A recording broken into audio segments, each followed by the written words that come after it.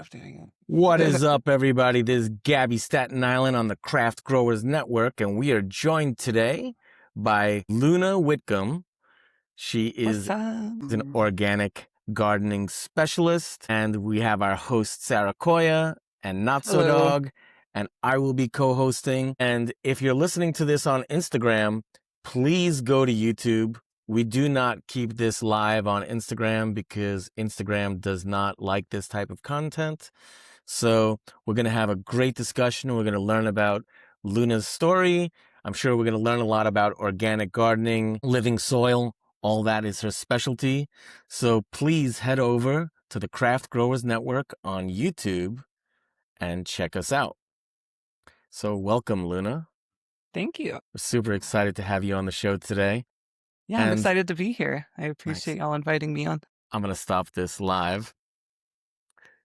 It was really cool that I saw Leo from Aficionado said something super nice about you, and I wanted to share because, to be honest with you, I don't know Luna. And so what happened was a few people, this is the way it works on the Craft Growers Network. A few people suggested that I reach out to you, or that we reach out to you to do the podcast. And I quickly looked on your Instagram.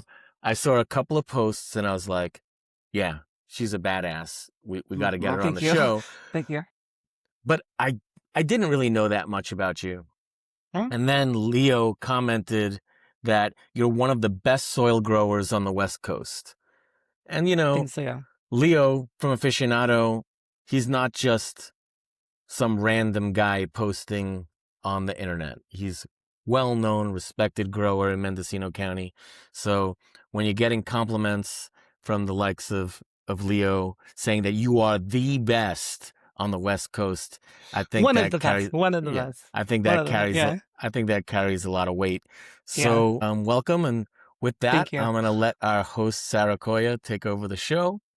Yeah, welcome everybody. We have Women of Weed with Luna today. Luna Whitcomb, who has contributed to Skunk Magazine, has been a cultivator, is a writer, is an expert on living soil.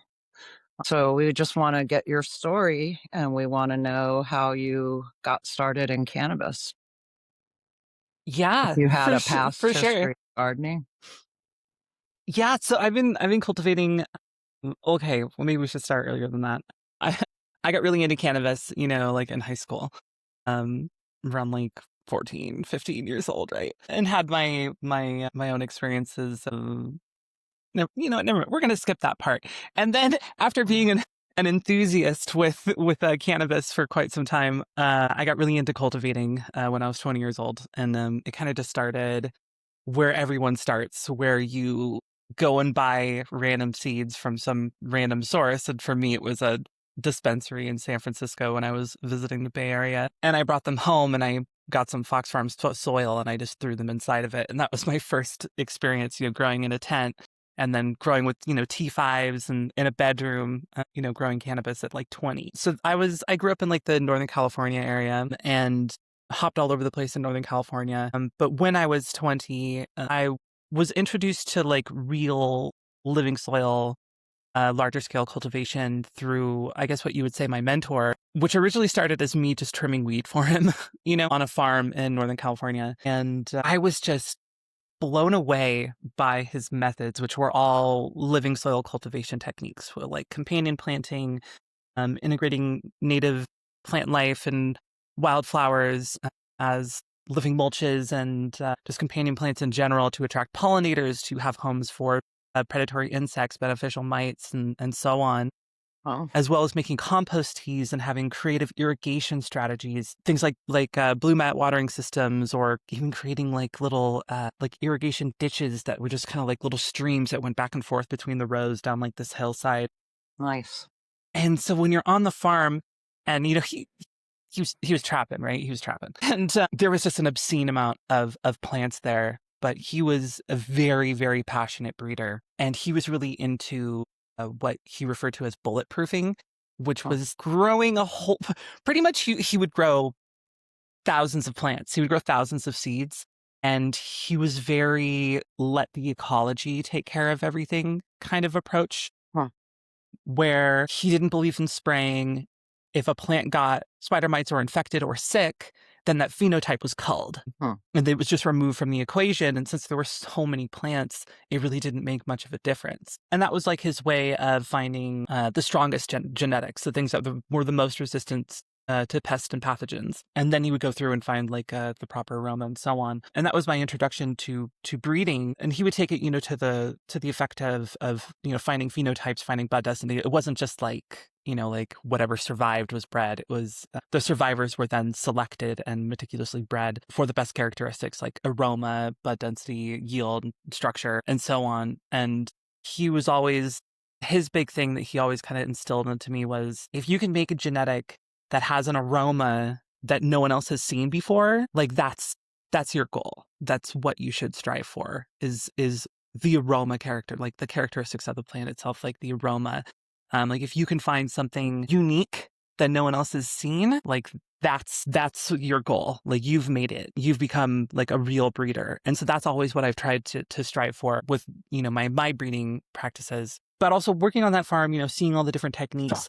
I was fascinated by the integration of ecology into living soil systems, especially in outdoor settings. And that's, I've grown indoor, I've grown greenhouse, I've grown outdoor, I've grown in large hemp fields, even up to 700 acres. And yeah, I've one of the projects we propagated 3.5 million plants, Oh my gosh. It was crazy. It was crazy. And this was a hemp project. It wasn't just someone trapping out in 700 acres. Yeah, right.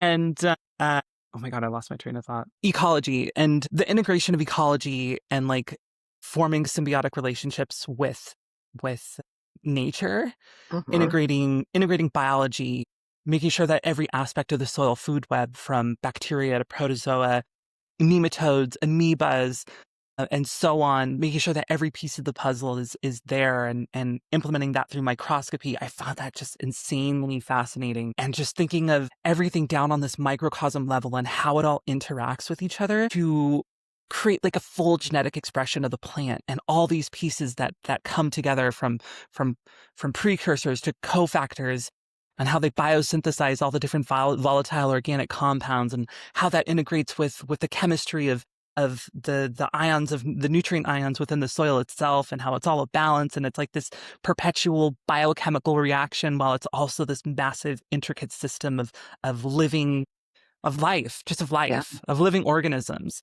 And then how it teams up with different plants, and then insects, and then with your grazing mammals, and then where our role comes in as like the soil stewards, where we can identify gaps within the soil food web. We can identify gaps within the ecology, and we nurture nature, and then nature grows the plant. You know what I Uh-huh. mean? Yeah. And I just found that to be fucking awesome. And I was introduced to the Probiotic Farmers Alliance, which was a very popular Facebook group about 10 years ago. And it was where all the people that you know and hear from today as like the big people, like that was like where they all got their roots. Like Jeremy Silva and like Tad Hussey and Alan Atkinson was an administrator. There was just like a whole bunch of original. Tony Leva was in there being active a lot, and there's a whole bunch of like the OG living soil people who like are very respected. Miles Filippelli. They were in there and being really active, and I got introduced to it in like the early stages of it, and they were all just talking about fermentation techniques and anaerobic hydroponics and integration of bukashi and making your own bukashi, and novel techniques of integrating polysaccharides, polyphenols, lipids, carbohydrates, enzymes, and all the interactions that it has with different plant inputs that you can use and then create your own inputs with, and how it affects the expression of the plant, and how it creates this foundation for the full genetic expression. I've been ranting for a little bit now, but that's how I got like really into it. And then I kind of just went on my journey of starting my own businesses. I worked for other people's. Worked on other farms for quite a bit. I started my own business. I got robbed. I went back to working with other people. Then I partnered with someone else. I've had quite a bit of different experiences between outdoor, indoor, greenhouse, field, so on. And now I mostly just do breeding and consulting work here in Central Oregon. And I find that it's a very peaceful lifestyle where I'm not blowing it up super hard anymore. I'm focusing on very like small scale craft cultivation and breeding to bring like novel, unique genetics into circulation, and mostly with the foundation of genetics that I've been working with since those early days back in Northern California with my mentor, which I believe have really unique, novel expression that I'm just trying to put out into the world. Like your Luna cheese, is that one of the ones that? Yeah, the lunar Yeah. cheese was the foundation of my first breeding project, yeah. Okay. Is that made from the UK cheese? So it is Dedeschar's blueberry on kryptonite on UK cheese. That was originally worked in Northern California, and we worked it for a while. Well, he worked it for a second, and then I worked it for a while. I worked it for a number of years after that, but I originally got the genetics from him. And I would say his name, but I didn't ask his permission before doing this podcast. But he's someone that people know. And yeah, and then I've just taken that into different genetics that I've worked and different genetics that I've collected from different people over the years. You know, things that people were very proud of, a lot of things that weren't released and put into circulation. Yeah. And so now I mostly breed genetics and sell seeds and consult Yeah. for people. Yeah. Well, I I mean, think one thing. you're. Go ahead, Notso. Sorry. Oh, I was just gonna say one thing when I was listening to that is one of the things I kind of like about like our little subculture is that when you get involved in it, you might have an interest, but you really don't know what you're gonna like, or if you are going to nerd out on a particular subject. Like some people might get like really into hash or really into breeding, or in this case, soil science, or Uh-huh. indoor lighting. Like it's because it's kind of like I feel like I've always said that like my path in weed is like a career, hobby, business. It's Mm-hmm. like a weird blend of all these different things. So it's sort of like you're a hobbyist, but it's also your career, but it's also and so Yeah. like The figuring out passion. where yeah, like I'm always interested in like when hash people tell me all their tech, like I'm interested in it, but it's not my vibe. So like it's just not what grabs me, Mhm. and what we just listened to was her just talk about like what grabbed her Yeah. and what fascinated her. And it seems like what fascinated her was like, learning how microbiology worked and learning how to feed things and learning, and all that. And so that's cool. I like Thank you. people, well, just discovering like what interests you about the world. Like when you were talking about, for instance, I don't like talking about it that much, but I've done some like larger, like grow type situations, with when once legal and rec became full on. And one of the things you said about like, I just like to breed and I like to work with my little plants is I found that like the bigger you get, the less you work with plants and the more you just manage humans. Mm-hmm. Like Huh. humans investor expectations, boss expectations, your Yeah. crew above you and below you. And it almost can be weird and like hard to grow because you're dealing Huh. with so much, like it's mostly about human management, not so much plant management. You're absolutely right. And there were some times, where I was running some pretty decent sized businesses, and it felt like there was no real like connectivity with the plant and with nature at that point. Like you said, you're now just a manager and you're Part of the telling people machine. to do stuff. While what I really, really enjoyed in the past and currently is, going outside, hand watering, inspecting the plants, identifying things under a microscope like the soil and so on, and monitoring all the specific details of what makes a plant healthy, and then making compost teas, coming up with unique compost tea ideas, which I have some pretty cool things that I've done, as well as fermenting your local ecology, like finding dynamic accumulators in weed form or just plant life in general, and like fermenting it. That's what I find to be really connective, working with the plant life and the biology within your local environment, and that's like what really brings me joy. It's not managing people to try to make as much money as possible. I would much rather have a calm, peaceful life where I focus on my breeding, I focus on creating unique things, and then teaching people how to grow their own medicine and teaching people how to use regenerative techniques to honor the earth and honor the plant, so that they can move forward to finding that connection that I found, which has been, great for me. And, it's supported me and everything that I have, but it's also really healing. And it creates this really great opportunity for growth. Like personally, I feel like cultivation in itself like gives you a lot of opportunities for personal growth, and it teaches you a lot of really important lessons about life, like patience, failure, Yeah. getting frustrated with certain things, figuring out how to be symbiotic. It's just I just find cultivation to be very beautiful and peaceful and rewarding, I like that because you know? it's like I feel cultivation is like having a relationship. Mm-hmm. I've said it a bunch, but it's kind of like there's not like really like a one size fits all.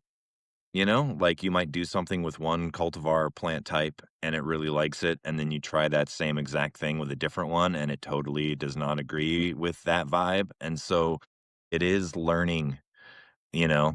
It's like you're in a relationship with like, I mean, it's a plant, but it's like it has its own wants and needs and Yeah, you can have plants that are hungry and plants that are burning that are getting fed the same. it's true. Yeah, and so yeah, what I got from that is just observation, learning how to get the cues of what the plant is telling you. Yeah, I actually really enjoy diagnosing like the problems if you are having a problem, and I do that all the time with all my clients and stuff like that. And sometimes it can be frustrating, asking a million questions and determining which one of these possible 100 variables is the cause of the issue that you're having. Right. But I really enjoy it. There's like an investigative property of it that I think is fun. It can be frustrating for people at times, especially when I'm asking them a million questions about what they've done recently and how they're treating their plant. Because so many people they just want the old, cultivator's Bible approach to cultivation where, oh, it has yellow leaves, it needs nitrogen. And people just send me a picture of a plant and be like, what's wrong with it? And I'm like, I don't know, what have you done to it lately? Like, tell me the history Where's it of this living? plant. Yeah. Because so many symptoms can be caused by multiple different factors and things that you don't expect, like because all the nutrient ions, they synergize and antagonize each other, and so you can have deficiencies that look like one thing that are actually just not enough magnesium, or you'd think it looks like a phosphorus deficiency, but you have plenty of phosphorus, and the problem is that you don't have enough calcium or something like that, and those ratios aren't appropriate for the proper nutrient uptake. Or you just aren't watering it enough, or you let it get too dry and the roots got damaged and things like that. And so that's always kind of fun to do, but can be very frustrating for people to not get like easy, straightforward answers. But I enjoy doing that kind of thing. So something I'd like to say about that is back in the day, before we could ask people questions and before we could send, leaf samples out to a lab, all we had was that image in books that showed you what different plant deficiencies looked like. Right. Yeah. And I honestly think that was really bad information for them to give us. And It was terrible. yeah. Yeah. The reason why it was bad information is because what those photos showed were plants that didn't have nitrogen or didn't have calcium, like where one element was removed. Okay. And it was showing the extreme case of not deficiency, but just like almost exclusion of this nutrient. And what it also wasn't showing was when you have multiple nutrients that are either deficient or excessive. And when you have multiple nutrients that are deficient or excessive, it's going to show differently. So one thing that I think is, really beneficial these days is that now that cannabis is legal, or at least more legal, in most states, we can send leaf samples out for testing. And you can see exactly what your plants are eating, what they might have too much of, and what they might need more of. And this is one of the most valuable tools that a grower can have, is to do that leaf testing. I'm sure you get this in consulting quite a bit. Gaby and I, we used to have a shop in Mendo, and so we would do a lot of problem solving, right? And there's a percentage of people that are interested in what you have to say, and there's a larger percentage probably that just want you to tell them what to do, and Yeah. hopefully it's easy and quick. Uh-huh. They don't really want to go through all the possibilities, or like I heard that when you were talking about the frustration of like, like asking a bunch of questions and trying to really get to the bottom of it. And they're like, so what's the bottle I need and how much is it going to cost? Because I Right. just want to get back to whatever I'm doing. I want to fix this thing, you know? Yes. Yeah. I want you to just give me an answer, Right. you know? And then sometimes And figuring out that answer can be simple or it could be difficult. Like you were talking about, like you might have plenty of phosphorus or plenty of some mineral in there, but Mhm. there's not enough of something else to unlock it, you know, because they work in synergy with each other. So like, you know, like if you don't have chloride or something, you can't unlock calcium, you know, there's just different like pathways that, Mhm. you know, but that's like nerding out. And there's a percentage of people that don't want to nerd out. They just want their plant to be green and happy and reaching its potential, and they just want to do something simple and go about their day.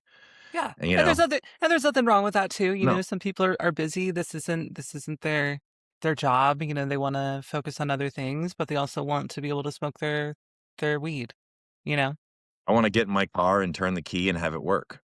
Right. I'm Yeah. not really all that interested in like For all the sure. depth of being a mechanic, you know. Absolutely. And you know, and if I took my car to a mechanic and he was asking me a million questions, you know, I might get frustrated and be like, you know, this is your job, diagnose this shit and just fix it for me. You know what I mean? But you know, with a mechanical object, you know, machine and a plant aren't exactly the same thing, but still, yeah. I get it. I understand. And I'm definitely not trying to talk badly on anyone who who gets frustrated with cultivation. But have y'all Luna, I ever think heard it's amazing how the first place that you were really learning about cannabis was like such a natural setting where you could learn more about yeah. just Oh like yeah. how to remedy pests and how to kind of like cultivate nature, you know, on it without having all of the pesticides and bottled nutrients. And, you know, you were talking about your friend making little like ditches or streams even. Uh-huh. And that is next level cleverness that It was fun. yeah, that I think the fact that you had that experience right in the beginning is just really valuable, and I it's definitely really cool. I definitely feel privileged to have had that experience early on and blessed in a way to have been introduced to it in that capacity Yeah. so early. Yeah, It fighting was all of great. the natural, you know, predators of our plant in the outdoors, you know, be it, you know, pests or critters is the most challenging of outdoor growing, you know? It's like Especially most in people go to bottles, you know? Hmm. Yeah. Northern California, it doesn't rain in the growing season. So it's like for a bug, everything is dry and hot and crappy. And then you have like this well watered, luscious, well fed plant. So it's going to attract Yeah. everything in the nearby area because it's literally the most delicious thing they could eat, probably within some distance. Yeah. You Yeah, it's know, it true. just is. Hmm. Yeah. You know, it doesn't And get rain here. and especially when it's like a monocrop, you know, like when we have a whole bunch of different, you know, or well, if we have a whole bunch of cannabis, one singular plant, you know, just kind of screams out to all the pests, like, come here, there's a lot of this one food for you to eat too. Mhm. Instead of having like diversity of things, some of them might have like properties that repel certain insects and so on. But yeah, Do you having wanna just like share a little bit about the, kind of companion plants that you guys had there or how that there worked?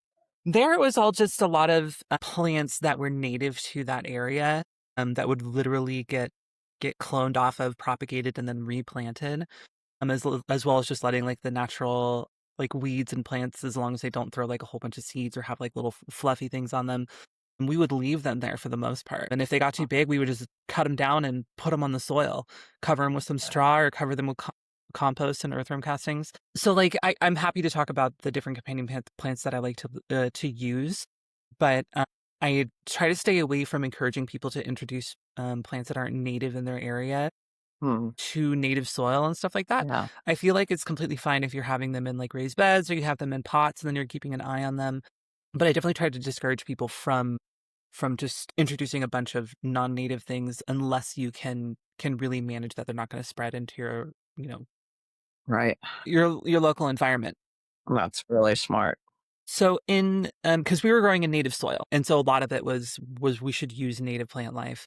That's pretty rare too, to be honest. Yeah, Growing in native soil, yeah, Yeah. you know, yeah. It's not, it's, I mean, it's done, but it's not, I wouldn't say it's common. either. No, it's not. And some people might get kind of upset about it too, because people don't, especially like local government. But we were being responsible, and definitely weren't dumping any chemicals. We weren't being, harmful to the earth. If anything, I felt like we were regenerating it in a lot of ways. We definitely Sounds were. like it. But Yeah. trying to convince, people of that are involved in cultivation might be kind of difficult.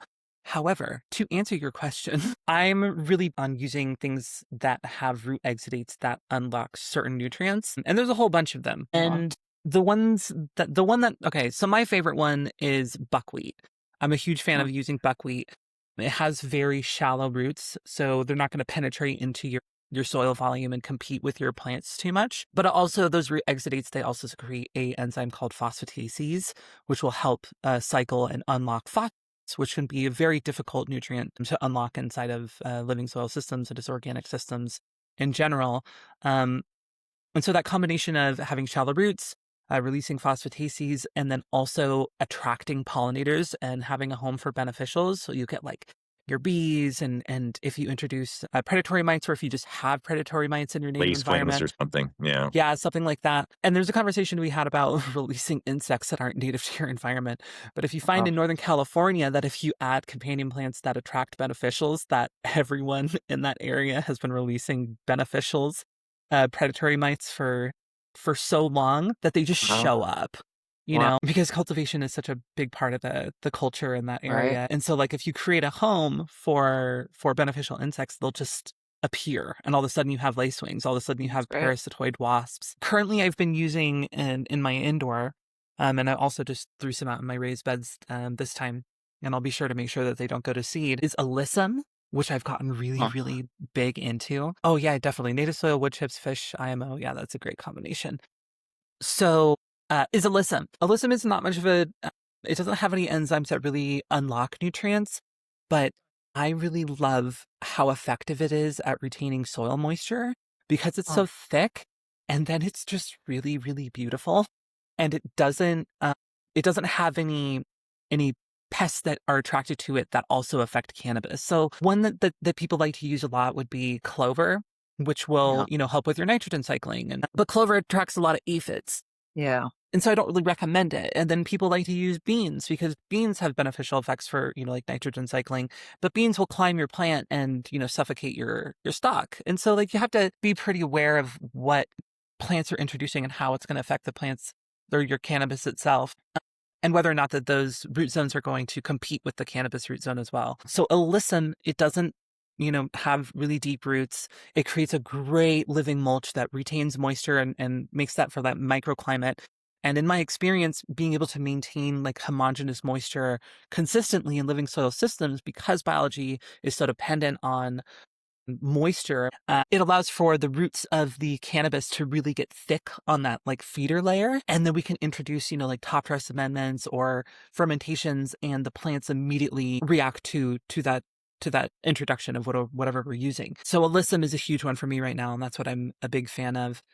But yeah, those are my two big ones, are going to be buckwheat and alyssum when it comes to companion plants that I like to use in raised bed and pot settings. And if the setup allows for it in indoor, because a lot of particular indoor setups and structures, they don't do great with companion plants. Yeah. But if you do have it set up in a way where light can actually get to the soil itself, then using companion plants in indoor settings is definitely still very effective. Daikon is another big one that's really popular right now, and you see Green Life Productions using that because it also has a very shallow root zone, like a very shallow root system.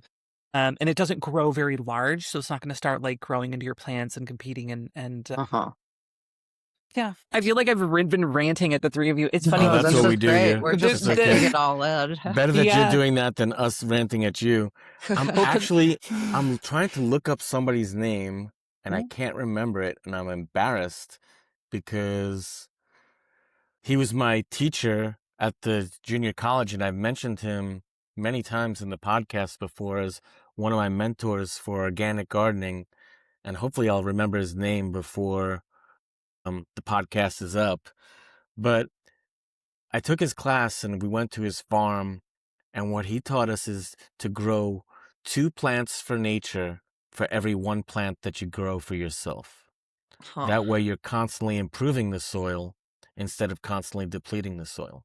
That's really cool. And when we went to his farm, like you'd look out there and what you would see is a field of weeds, like you weren't seeing the plants because there was weeds everywhere, right? And then we'd walk into the field and then all of a sudden you'd come across the tomato plants or the eggplants or the squash plants, whatever it was. And they were, basically surrounded by weeds. And what he would do is, and he would plant them, and he'd plant vetch and stuff like that, nitrogen fixing plants. But he would, with a hand sigh, he would cut down the weeds so that they wouldn't outcompete the plants. And man, I really wish I could remember his name. Hopefully I'll remember it before the end of the podcast. That's so cool. He taught me a lot of things. And, you were talking about how you're growing in native soil and how you're trying to improve the soil. And one of the mistakes that I think a lot of organic gardeners do, or I'm going to say organic gardeners in quotes, is, they'll dig a hole and they'll fill it with, a potting soil and organic additives. Worm castings. Yeah. And they're they think that they're growing the best product because they're not using mineral salts. And my problem with that is just because you're not using mineral salts, that doesn't mean you're providing the plant everything it needs or everything that it appreciates. And I particularly, and this is a topic that I'd like to discuss with you about, I don't like organic gardening in containers. Okay? Because I think that you're asking too much to happen too fast, and that I just don't think that. How so? Excuse me? How so? Why is it asking too much too fast? Because organic gardening involves time for the biology to work on the organic matter to break down. Gotcha. Okay. So like making it and then like immediately planting in it kind of thing. Yeah, and I mean, to be honest about it, this is just my limited experience. I used to grow organic. I used to be a complete organic snob, I would call myself. Okay. And what happened was, and I was growing in pots indoors, and I was getting good product. As a matter of fact, people, Notso Dog and I, we're growing the Chem 91, and we're growing these historic strains like people. It was the best weed anyone had at that point. But one day I went into a grow shop and they had a flyer from a company back then. It was Green Air Products. And they sold environmental controllers, and they also had a nutrient line. And in the back of it, it was talking about their hydro fertilizer. And what it said was organic compounds need to be broken down into their more mineral form or more common mineral form before they can be used by the plants. And these minerals are the building blocks of all life on the planet. And that's when I tried mineral salts for the first time, and they worked. They, worked quite well. And, then I took that class, and I wish I could remember the guy's name. It's killing me. But what he told us that the biggest mistake people were making in their organic gardens, and we were talking about outdoors, and this relates back to what you were saying, is they'd come in and they'd truckload a whole bunch of compost. They'd dig a hole, fill it with compost, and they'd put their plants in there. And now they're growing in compost. And organic, natural soil, native soil, is going to have a very small percentage of organic matter. Yeah. Well, if it's native, right? Yeah. Depends on some other factors, but yes.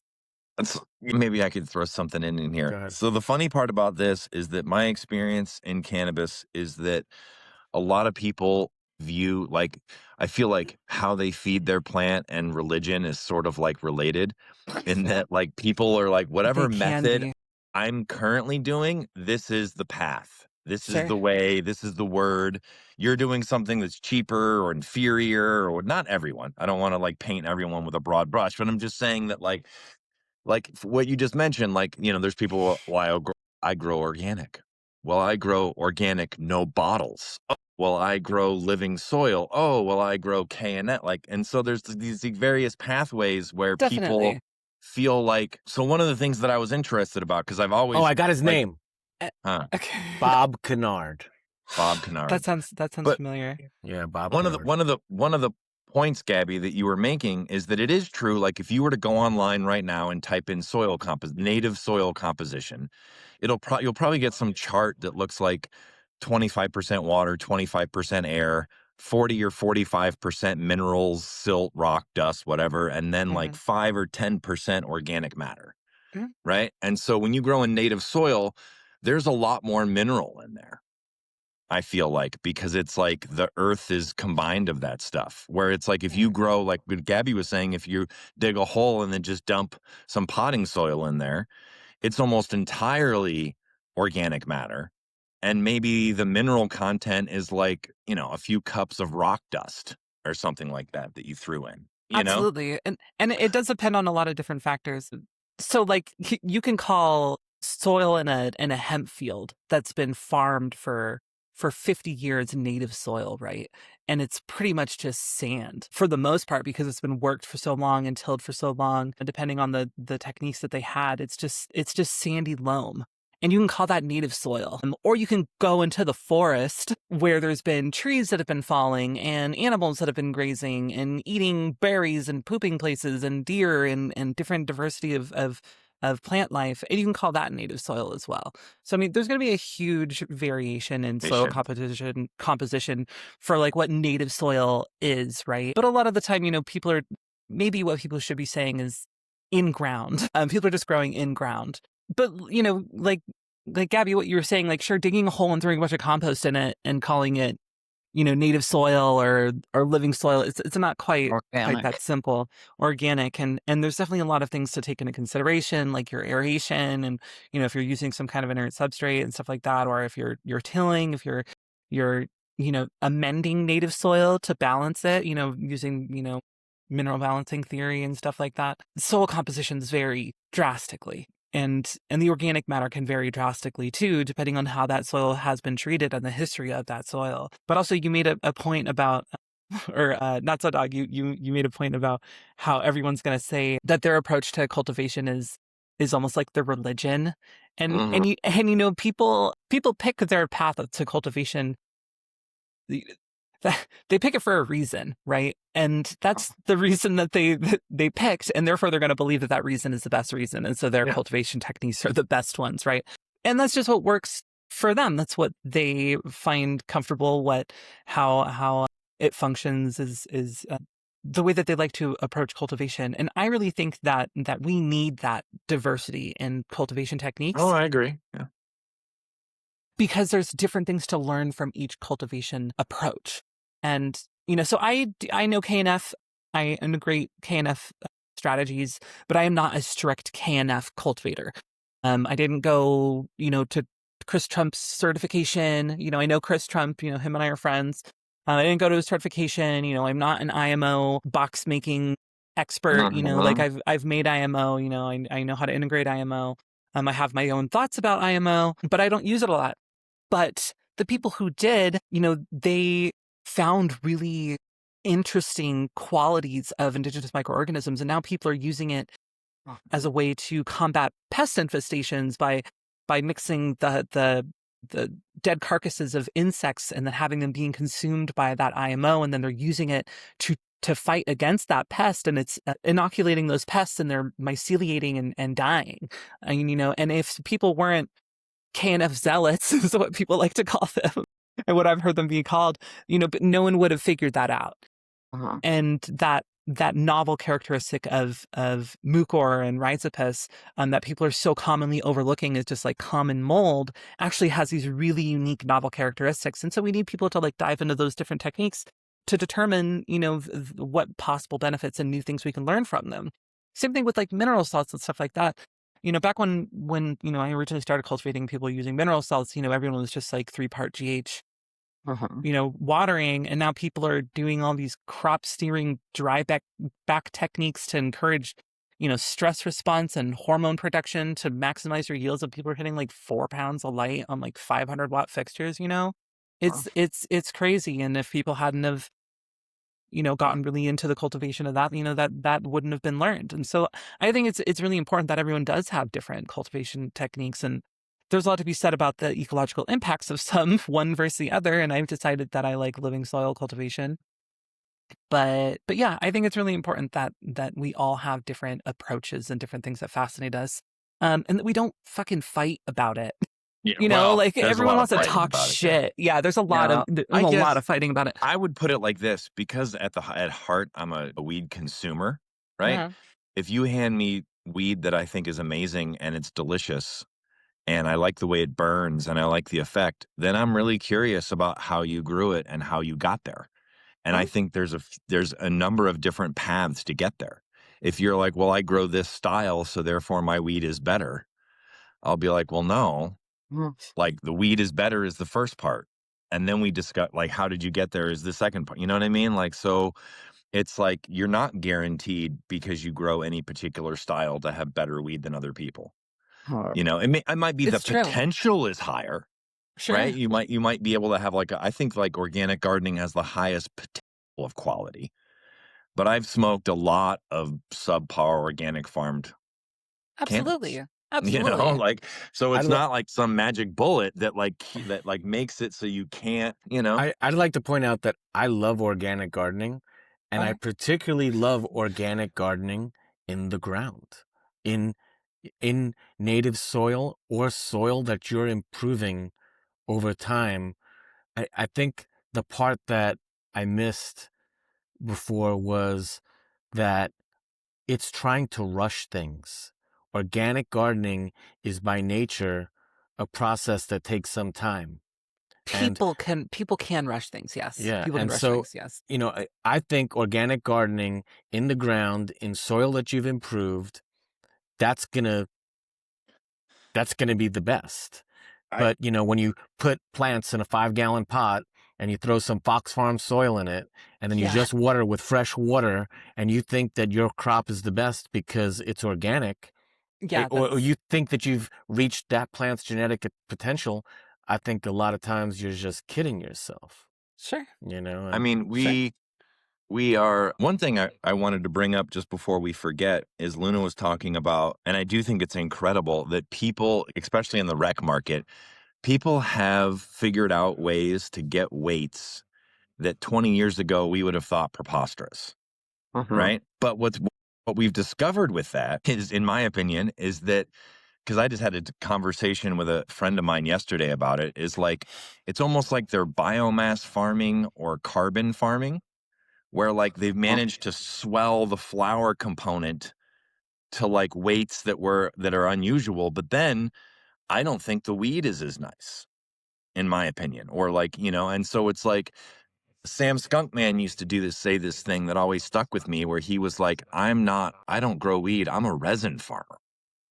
Nice. Right? Like oh, I'm looking at, because, he liked hash or whatever, but he was like, what he's basically saying is that, like we're looking for, I think people on this podcast right now, probably most people that are listening, we're looking for like expressions of terpenes or, the good effect or how the cannabis burns well and stuff like that. And so I actually think a lot of like 3.5 pounds of light LED grown crop steered stuff, this might get people upset and I'm sorry, but I call it American Beasters because it reminds me of like Canadian oh. warehouse weed that we used to get at the turn of the century. And like Yeah. American homegrown was clearly better than this, like, 500 light warehouse weed that we were getting from Canada that everybody called Beasters or the Beast or what have you. And Oh, there's similarities to that. And it's weird. And it's not weird, but there like are. it is odd that with rec has come so much more control, so much more graphs, so much more like monitoring of moisture content and drybacks and PPFD and all these factors. And they've managed to like get the biomass out of control in terms of yield per square foot or per watt or however you want to mark it. But increasing the quality seems to be the final frontier. Like they haven't figured that part out yet. And it almost seems like I almost think their weed might be a lot more fire if they grew it like not as efficiently and they only got like 1.25 pounds or 1.5 pounds a light and their weed was incredible. But instead they blew it out to like 3.5 pounds a light and they have all this biomass and they have all this carbon. And that's not actually the part that most smokers like, in Right. my opinion, what I've seen so far in rec. What do you think about that, Luna? I 100% agree with you. You know, businesses, they say that yield is profit, right?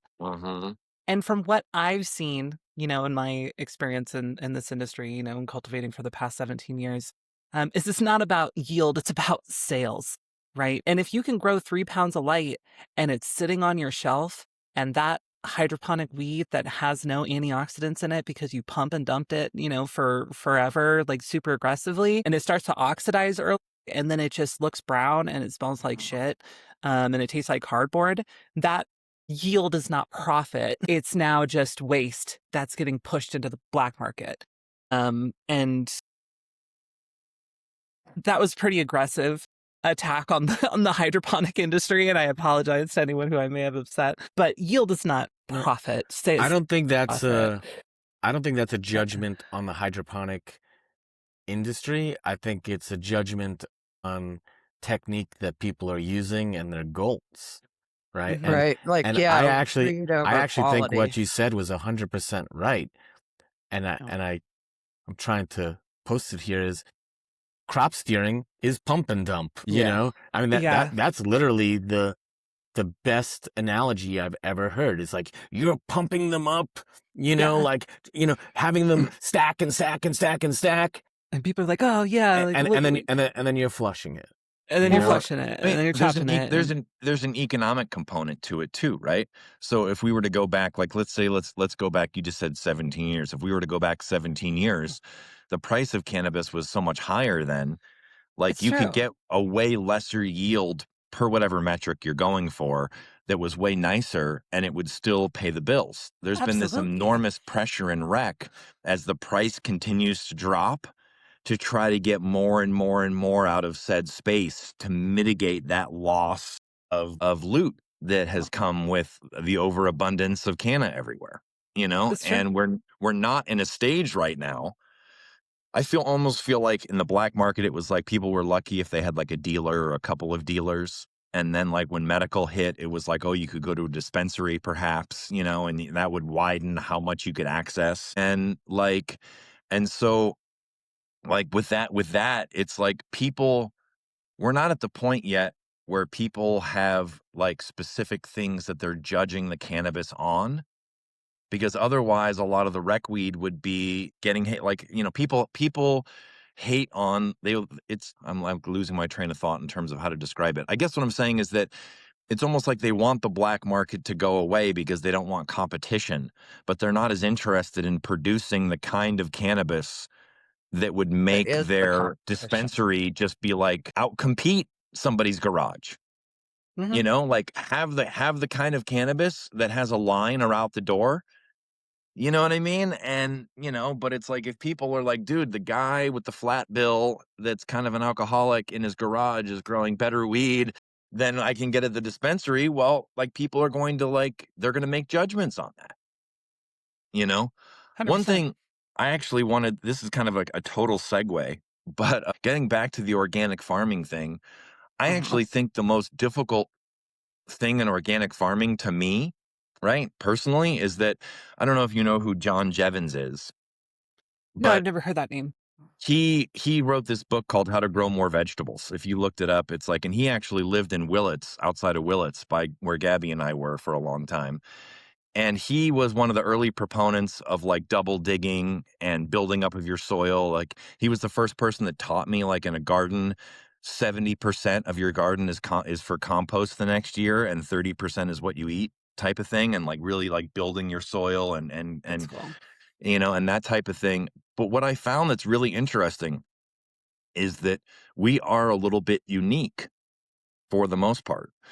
And what I mean by that is that a lot of people will read books on like or get a mentor on like how to grow vegetables, which vegetables everybody talks about like are getting less nutrient dense and less mineral rich over time. right? But we're growing something that like we're trying to combust, right? And so it's sort of like I feel like when you growing flower is like this weird thing in organic, and that we're trying to trick the plant, because what the plant wants is it wants to breed and make seeds for the next generation, and we deny it that. And so we're trying to figure out, how do we feed the plant in a way that produces like the THC and the esters and the thiols and like all the various components, and grow a flower type that we enjoy puffing on, Yeah. and that Yeah. is a little different than just straight organic gardening from vegetables, because if I was growing tomatoes, I could just pump it full of all, like, the more mineral rich the better, right? But if you grow cannabis and you give it an abundance of nitrogen, it probably won't taste very good. Right.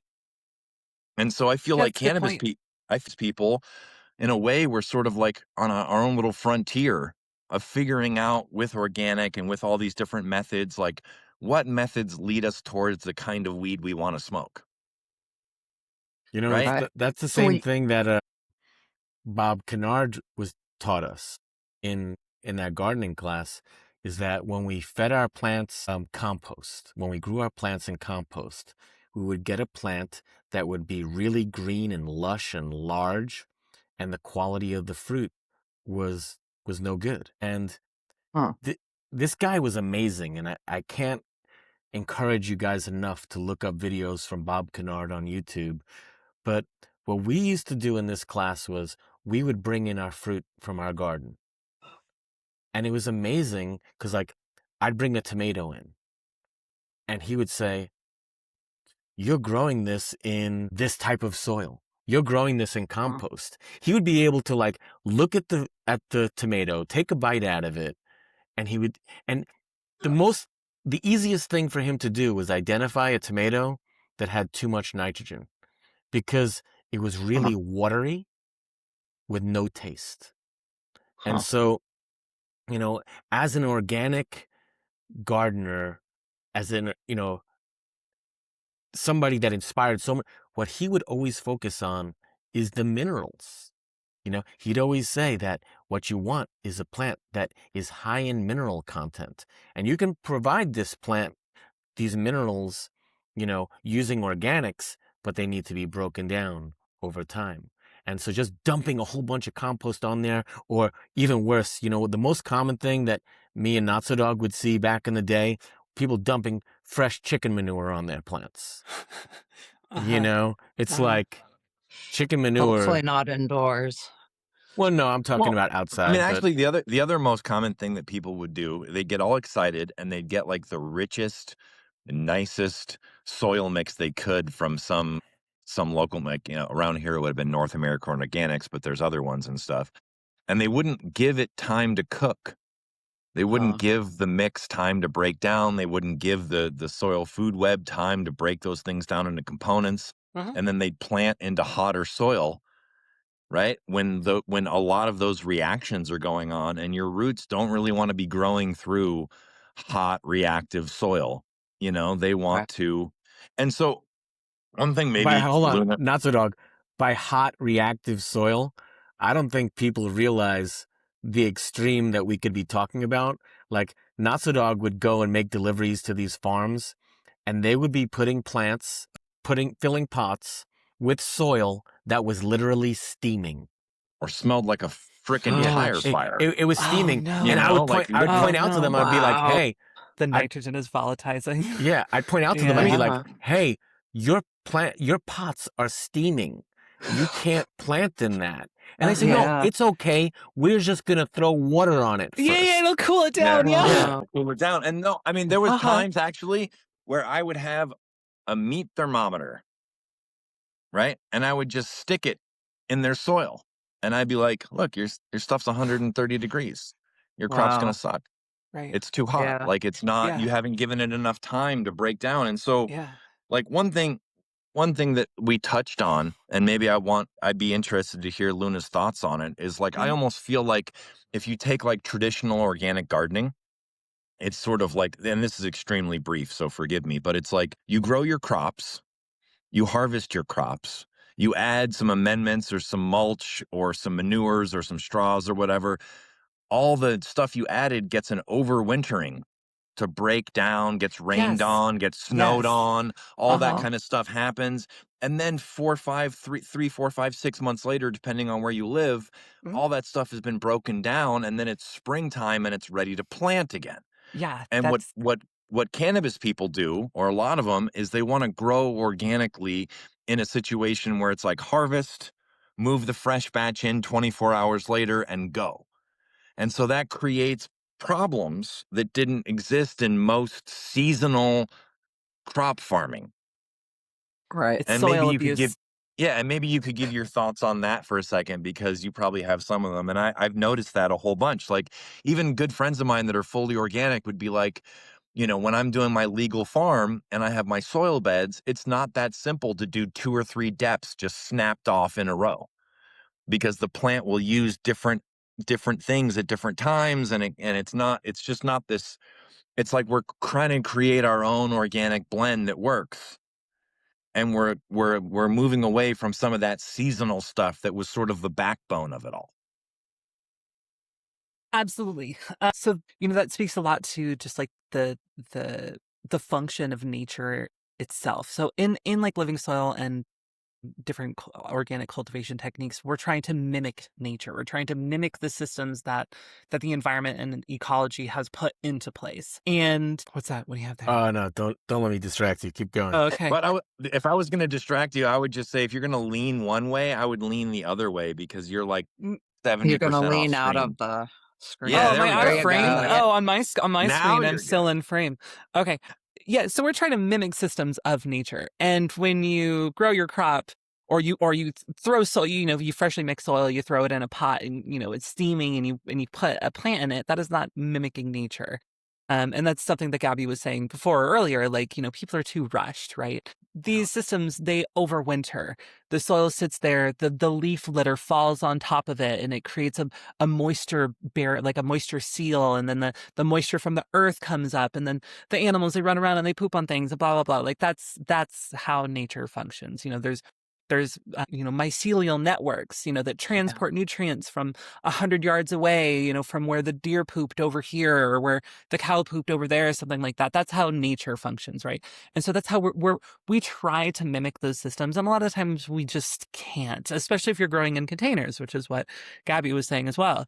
And so keeping in mind that our goal is to mimic nature, that also includes letting our nutrients cycle over time. And when you chop and then immediately re-amend and then immediately plant inside of that soil, that is not a mimicking of nature. That soil needs time to break down, and that those inputs are broken down through microbial processes from bacteria to protozoa and so on.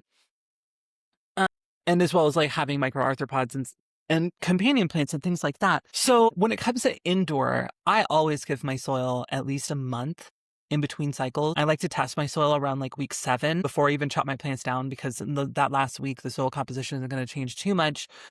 You do your calculations, you figure out how much of whatever input you need to add and combination of inputs you need to add to re-amend. You lightly till it in.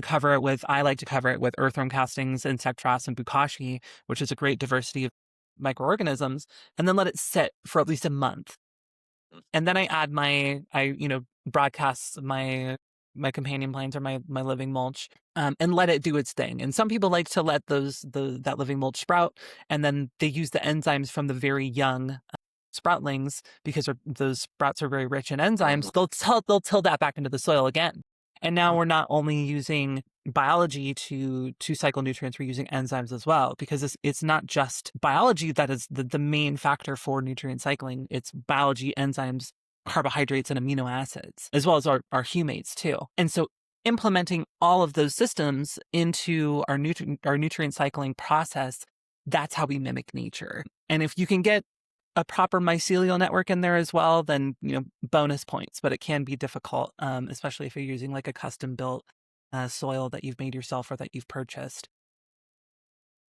Where would you Yeah. source a living I just mulch? had a thought, and Okay. this is sort of like a devil's advocate to Gabby's thing in pots. Was I had a buddy who was fully organic and he grew in pots. But he had this incredible method where he had 3 times as much soil as he needed for his indoor bloom. And Mm. so 1/3 of his soil was in the bloom room, blooming plants. 1/3 of his soil was in the veg room, vegging plants. And 1/3 of his soil had been amended and was resting outside of both rooms, waiting to be cycled back in. That's great. That's a great approach. And so he would do that. He would do this thing where it was like the bloom room, he would harvest it, and all that soil would get put into basically into like it would get a 2 or 3 month rest period where he could test it, add things to it, let it cook, let it break down. Then it would get used in the veg to veg up some plants. Then it would get moved into the bloom. And so it was like basically each batch of soil was only really doing 1 or maybe 2 runs a year of actual blooming. And that That's was a that's how he got around like the cycling. I just that's a wanted great to throw that approach. in there before I forgot because it was a cool idea. Yeah, that's a great approach. So I try to implement no-till philosophy, Mm-hmm. which helps maintain mycelial networks and stuff like that. So that kind of approach would be, well, you couldn't do no-till with it really. But that works great as like a living soil, and I would still consider that like a living soil, but it just wouldn't technically be no-till. And so there's different obstacles with all the different approaches that we use, and different people like to use different approaches, and I'm not going to say that one's better than the other. We just have different ways that we like to to solve the issues that we face in our cultivation strategies, and I think that You know that's a great one. what I find interesting about no-till is that if you talk to cannabis people about no-till, they will always bring up what you just mentioned, which is like not disturbing the various layers of Hmm. mycorrhizae and or like the fungal networks and all that type of stuff. But when I talk to like larger outdoor farmers about a no-till, they almost all do it as an anti-erosion method, right? Where like tilling, you till, you don't get the right rain at the right time or whatever, the wind kicks up, and all of a sudden you're blowing away, you're dust bowling your topsoil, right? And so there was convention, like one of the big pushes in conventional farming to no-till was to not allow a bunch of loose soil to blow away and to Hmm. keep the soil that you're building, over time and not churn it all up and make it loose and make it prone to wind. Hmm. Obviously, that's not a problem inside. You're not going to get erosion in your grow room, but big no-till farmers like, in conventional farming or whatever. I mean, that's the other part that's kind of crazy is there is a component of no-till that is conventional. And this might make Luna cry, but like they instead of tilling, well, I just mean like the reason I said it might make her cry is because instead of tilling their weeds in, they spray herbicides on their no-till because for them Yeah. it's an erosion control. Uh-huh. You know? Uh And huh. Wow. so then there's conventional no-till where they do not till, they do not disc or anything like that, their farm. It's all no-till, but they still spray herbicides to control weeds.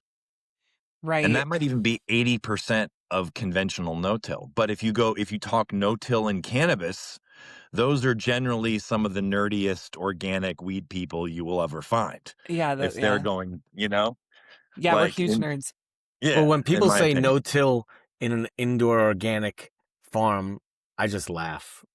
I just think it's funny because, But they're like, just they're going obviously for you're what not That's she how going just I to, talked do. about. you're not gonna, They're just hold on, but you're what not they're I gonna was talking waiting actually about. about bring a that. Now tiller in who's going to there. make our guest No, that's cry? No, true. but Yeah. what they're Yeah. Yeah. talking Yeah. Yeah. about, Okay. Yeah. Yeah. what she's basically talking about is that there is a belief that the soil food web and the mycelium networks and all that will create this vast thing. And if you don't disturb that, Mhm. right, it benefits your plant.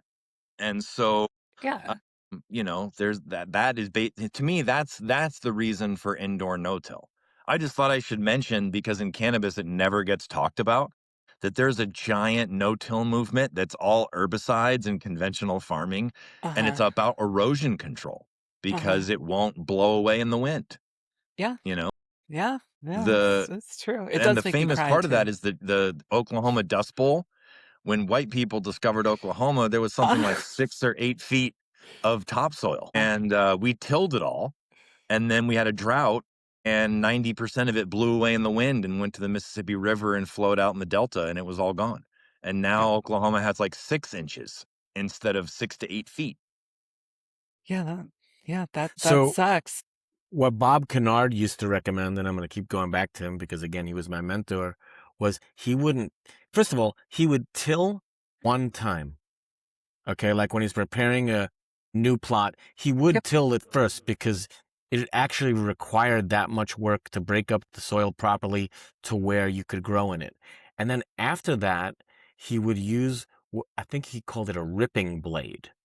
And so instead of being like a tiller that works like this, Yeah. it'd be a blade that goes into the soil and then he would drag it across just to break it up a little bit.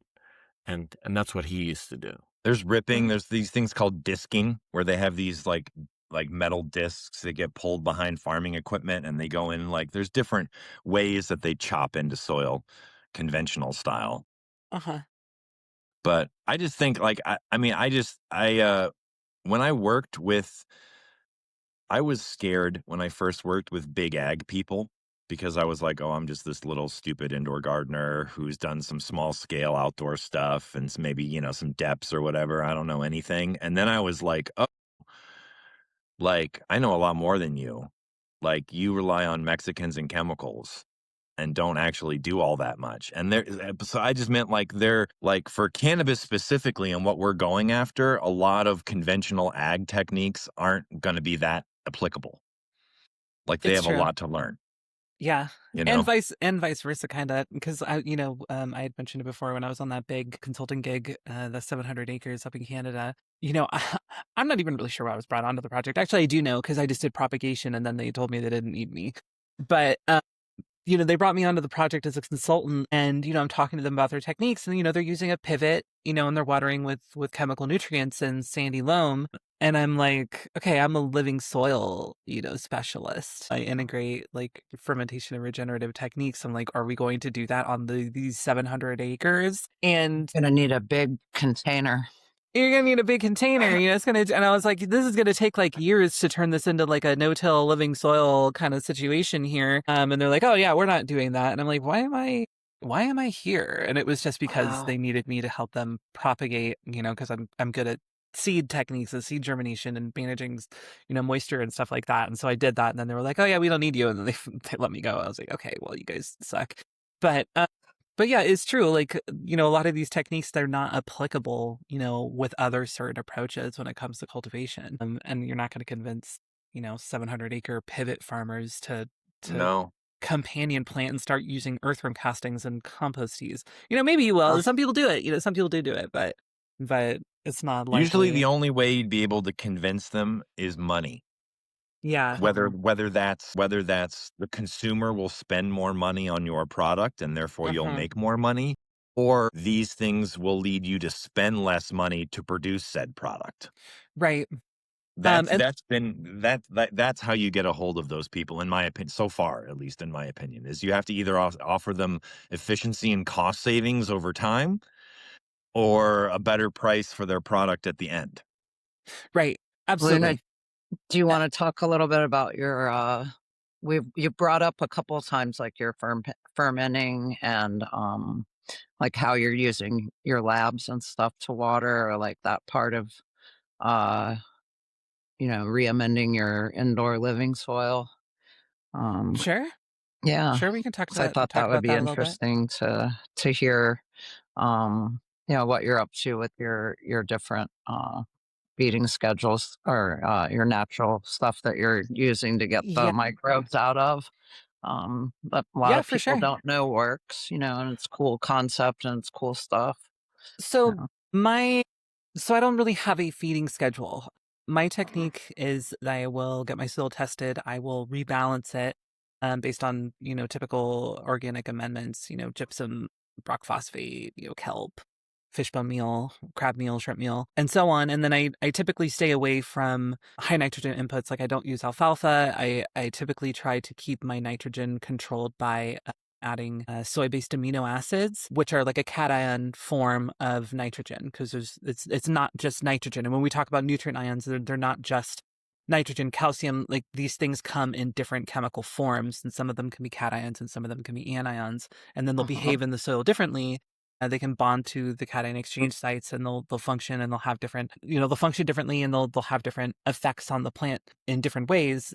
So like the anion form of nitrogen takes energy from the plant to secrete root exudates to make it available and usable to the plant. And that's one of the reasons why we won't use it in flower, is because it takes energy from the plant, and that plant is no longer able to dedicate that energy towards flower production. But using soy-based amino acids in the cation form allows us to add nitrogen later into the flower cycle, and those amino acids are able to be used as building blocks to form like carbon skeletons necessary for precursors and cofactors to then biosynthesize volatile organic compounds, which create our aromas, right? So that's like a technique that I implement, is I use amino acids a lot. And so I'll do things like add aloe vera, which has 19 out of the 20 different amino acids, or I'll use, soy-based amino acids earlier on in the plant life cycle, because not only are we adding nitrogen, but we're also adding amino acids that chelate nutrient ions, or that chelate our minerals and our nutrients into nutrient ions that are then usable to the plant.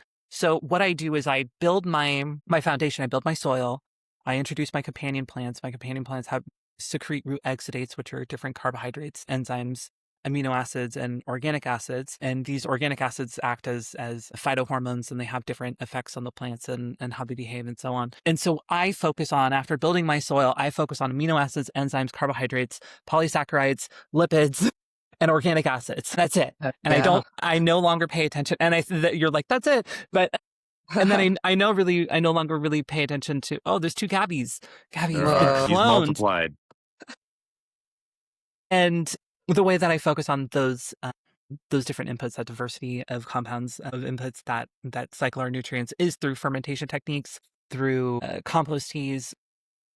And I like to blend things and add them to the soil. So I like to blend aloe vera and strain it and add it to the soil. I like to blend beets, which are high in pectins and different polysaccharides. Our polysaccharides are complex, are sugars, exactly. But polysaccharides are they're not just sugars. They, like chitin is a polysaccharide, and it's fibrous, and it creates the exo. It's a big building block for the exoskeletons of insects. Or these idiots fucked me now up. now you're in stereo. Are Hold on one second. Are we back? It says we're live. Yeah, we're live. live, But I fucked We're up. live again. Yeah, we've I only been fucked live up. for 13 Gabby minutes. screwed it up.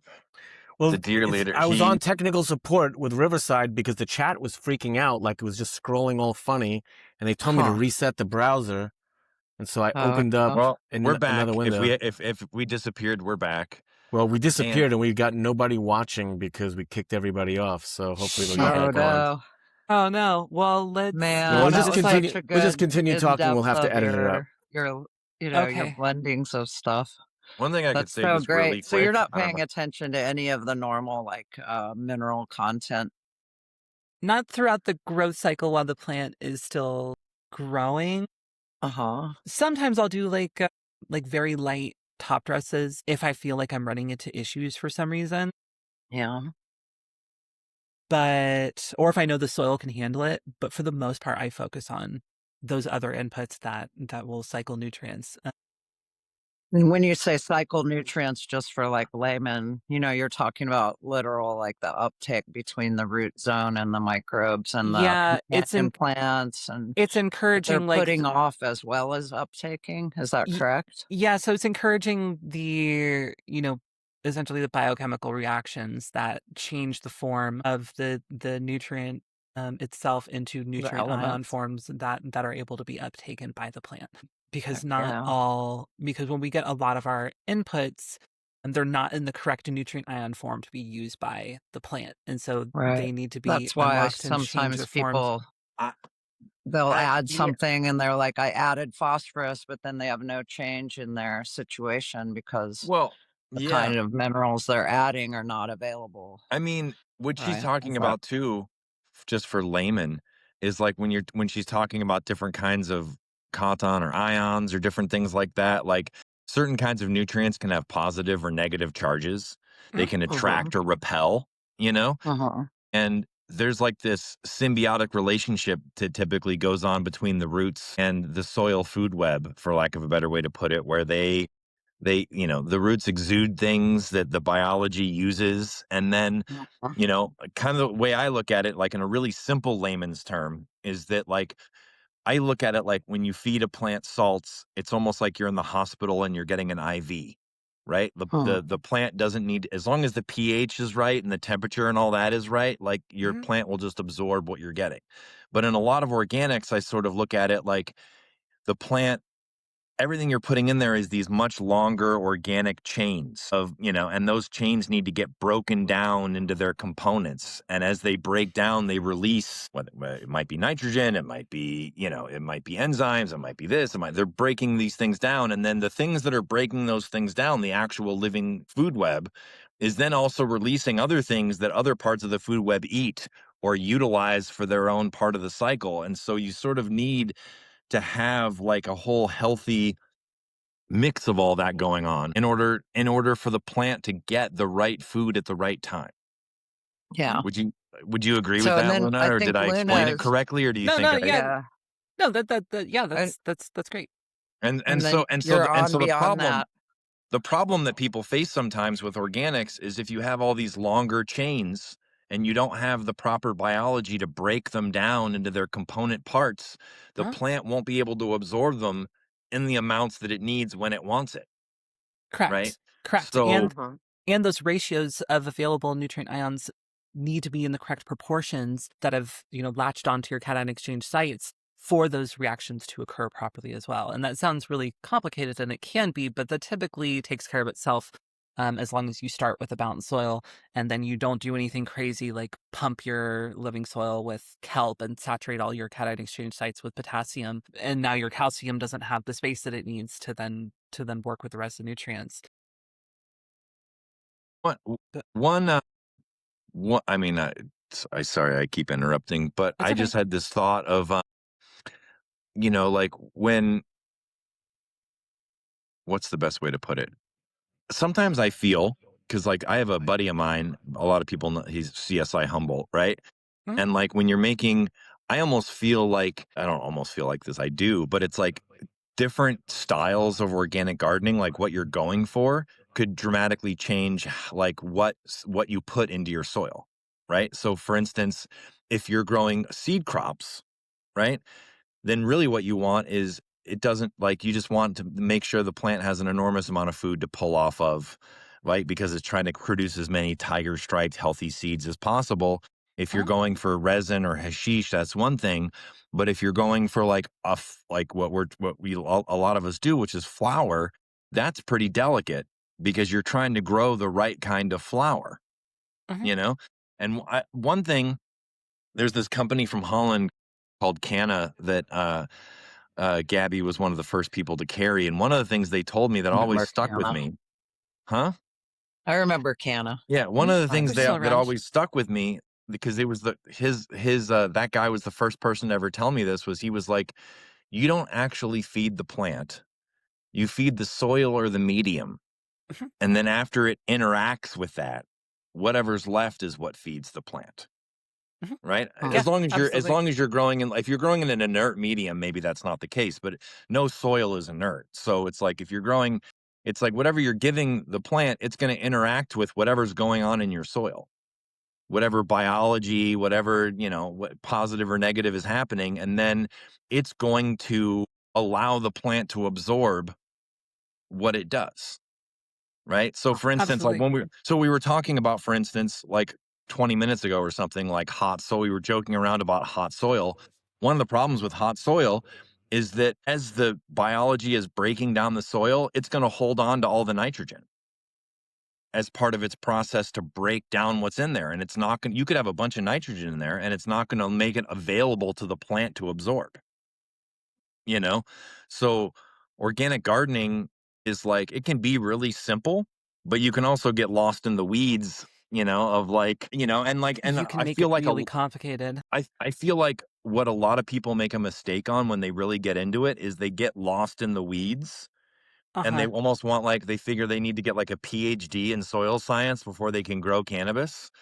And it's like, it's fine to mess with that stuff once you get a certain level of experience and crops in your belt and It's true. familiarity with what you're doing. Mhm. But if you try to mess with it too much too early when you're too young in your pathway of being an organic gardener, It's gonna you're probably frustrate you. you're probably going to do more harm than good. in that pathway. Absolutely. And so one of the things that I like to say is that fermentation and playing with all those different inputs and stuff is like dessert. And you really shouldn't eat dessert first before the rest of your meal. You shouldn't eat your dessert before your protein and your carbohydrates. While like mineral balancing amendments and just like soil mineral balancing theory is going to be your meat and potatoes, while like fermentation techniques, that's your dessert. And people will try to grow their plants strictly with ferments that have nutrients in them, and that's you're just trying to replicate hydroponic techniques in a living soil setting, and you're just going to throw yourself off. You're going to probably end up adding too many sugars to your soil, creating imbalance, too high bacterial density that invites too many protozoa, and now you're having some kind of like soil food web collapse, and you're depleting all of the dissolved oxygen inside of your soil and stuff like that.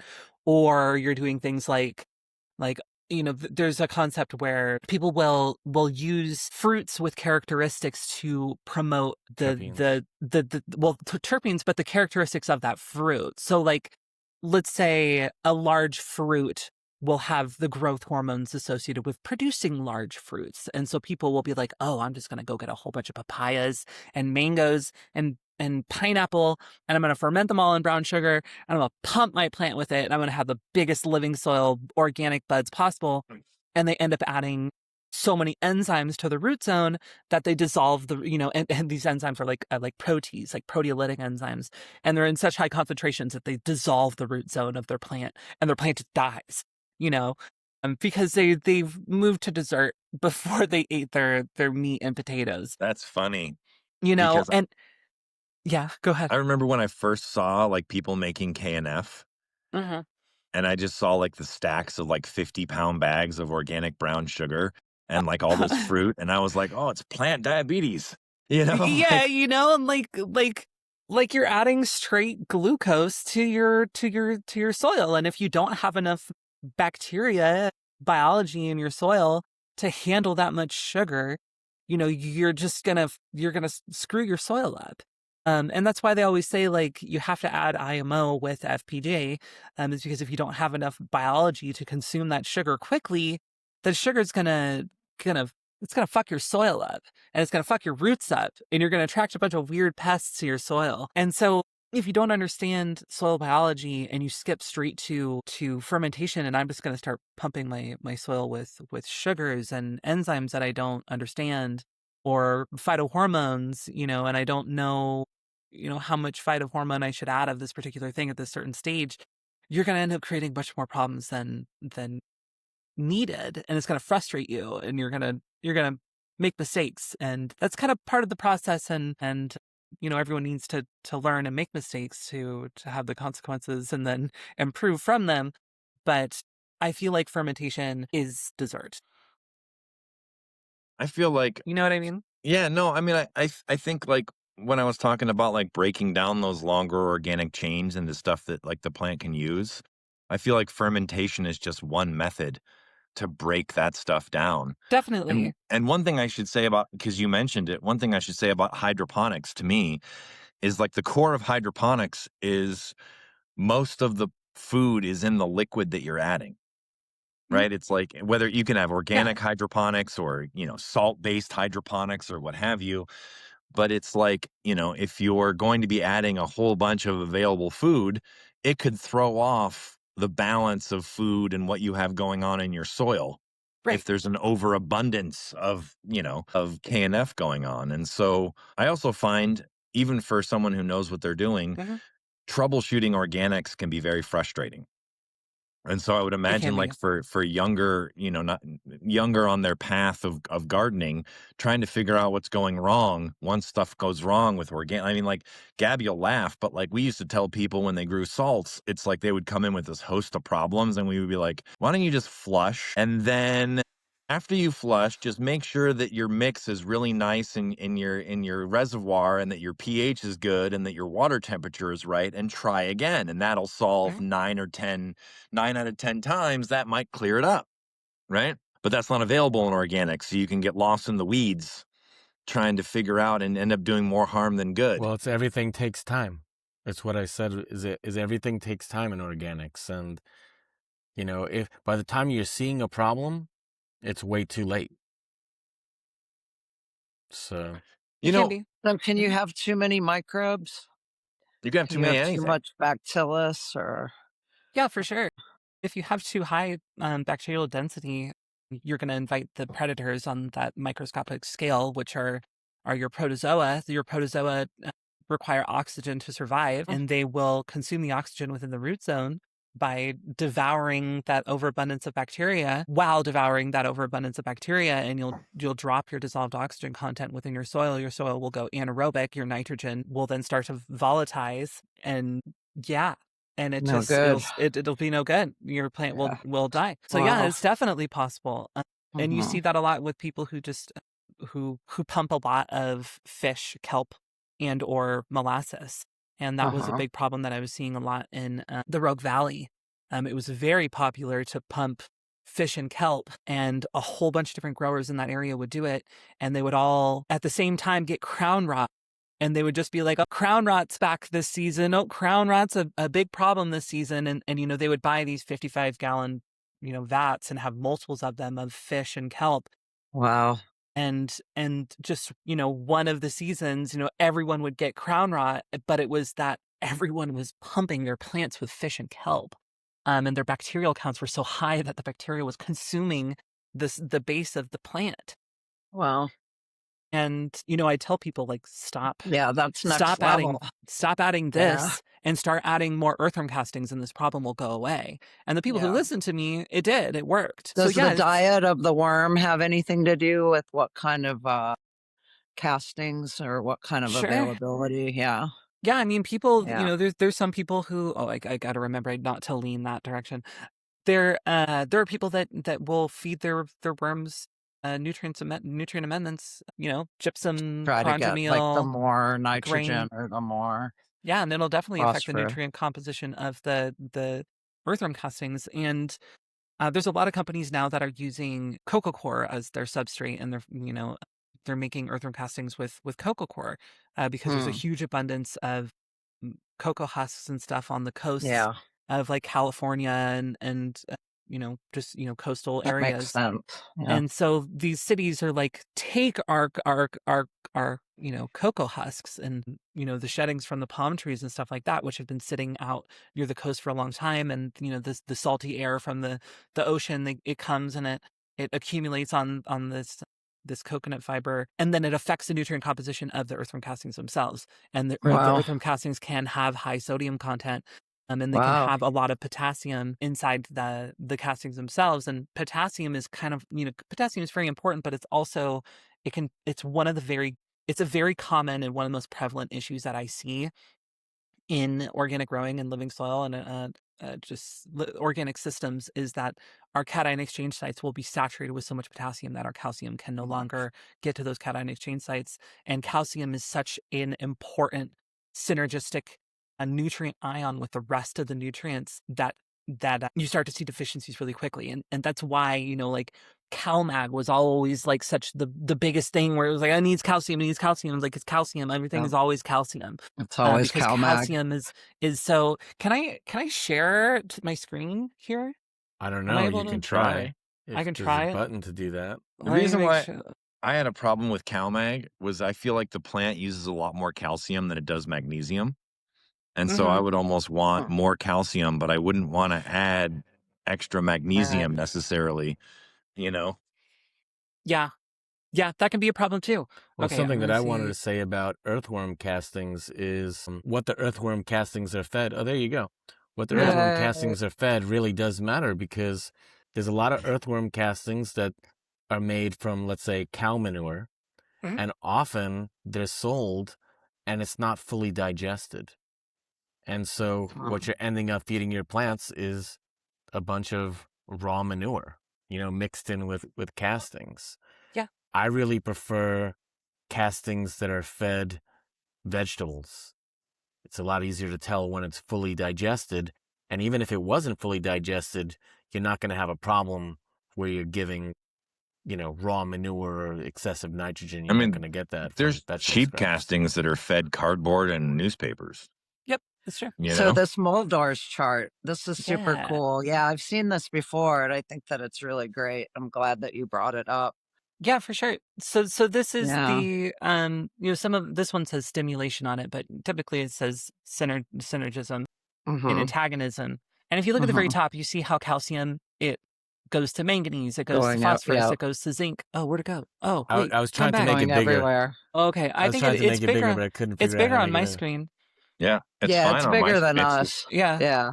Zinc, it goes to boron, it goes to magnesium, it goes to iron, it goes to potassium. This is like the foundation for all of these, right? And if you don't Yeah. have enough calcium, you'll start to see deficiencies in all of these areas. Yeah. And some of them are more, they synergize and antagonize more with others than some. Like nitrogen, it only branches to 3, while calcium is branching to 7. Zinc is only branching to 3, while phosphorus is branching to 5. And this looks very complicated, and it kind of Iron. is. It kind of is. It's great. I love this chart. But this is the foundation for the ratios that we need to have within our soil to allow for like the chemical reactions to occur to have our soil function properly. And then the synergistic ones too, like how they interact. And you can see Yeah, that some will work, come together. some move in one direction, while some interact in both ways, like iron and phosphorus.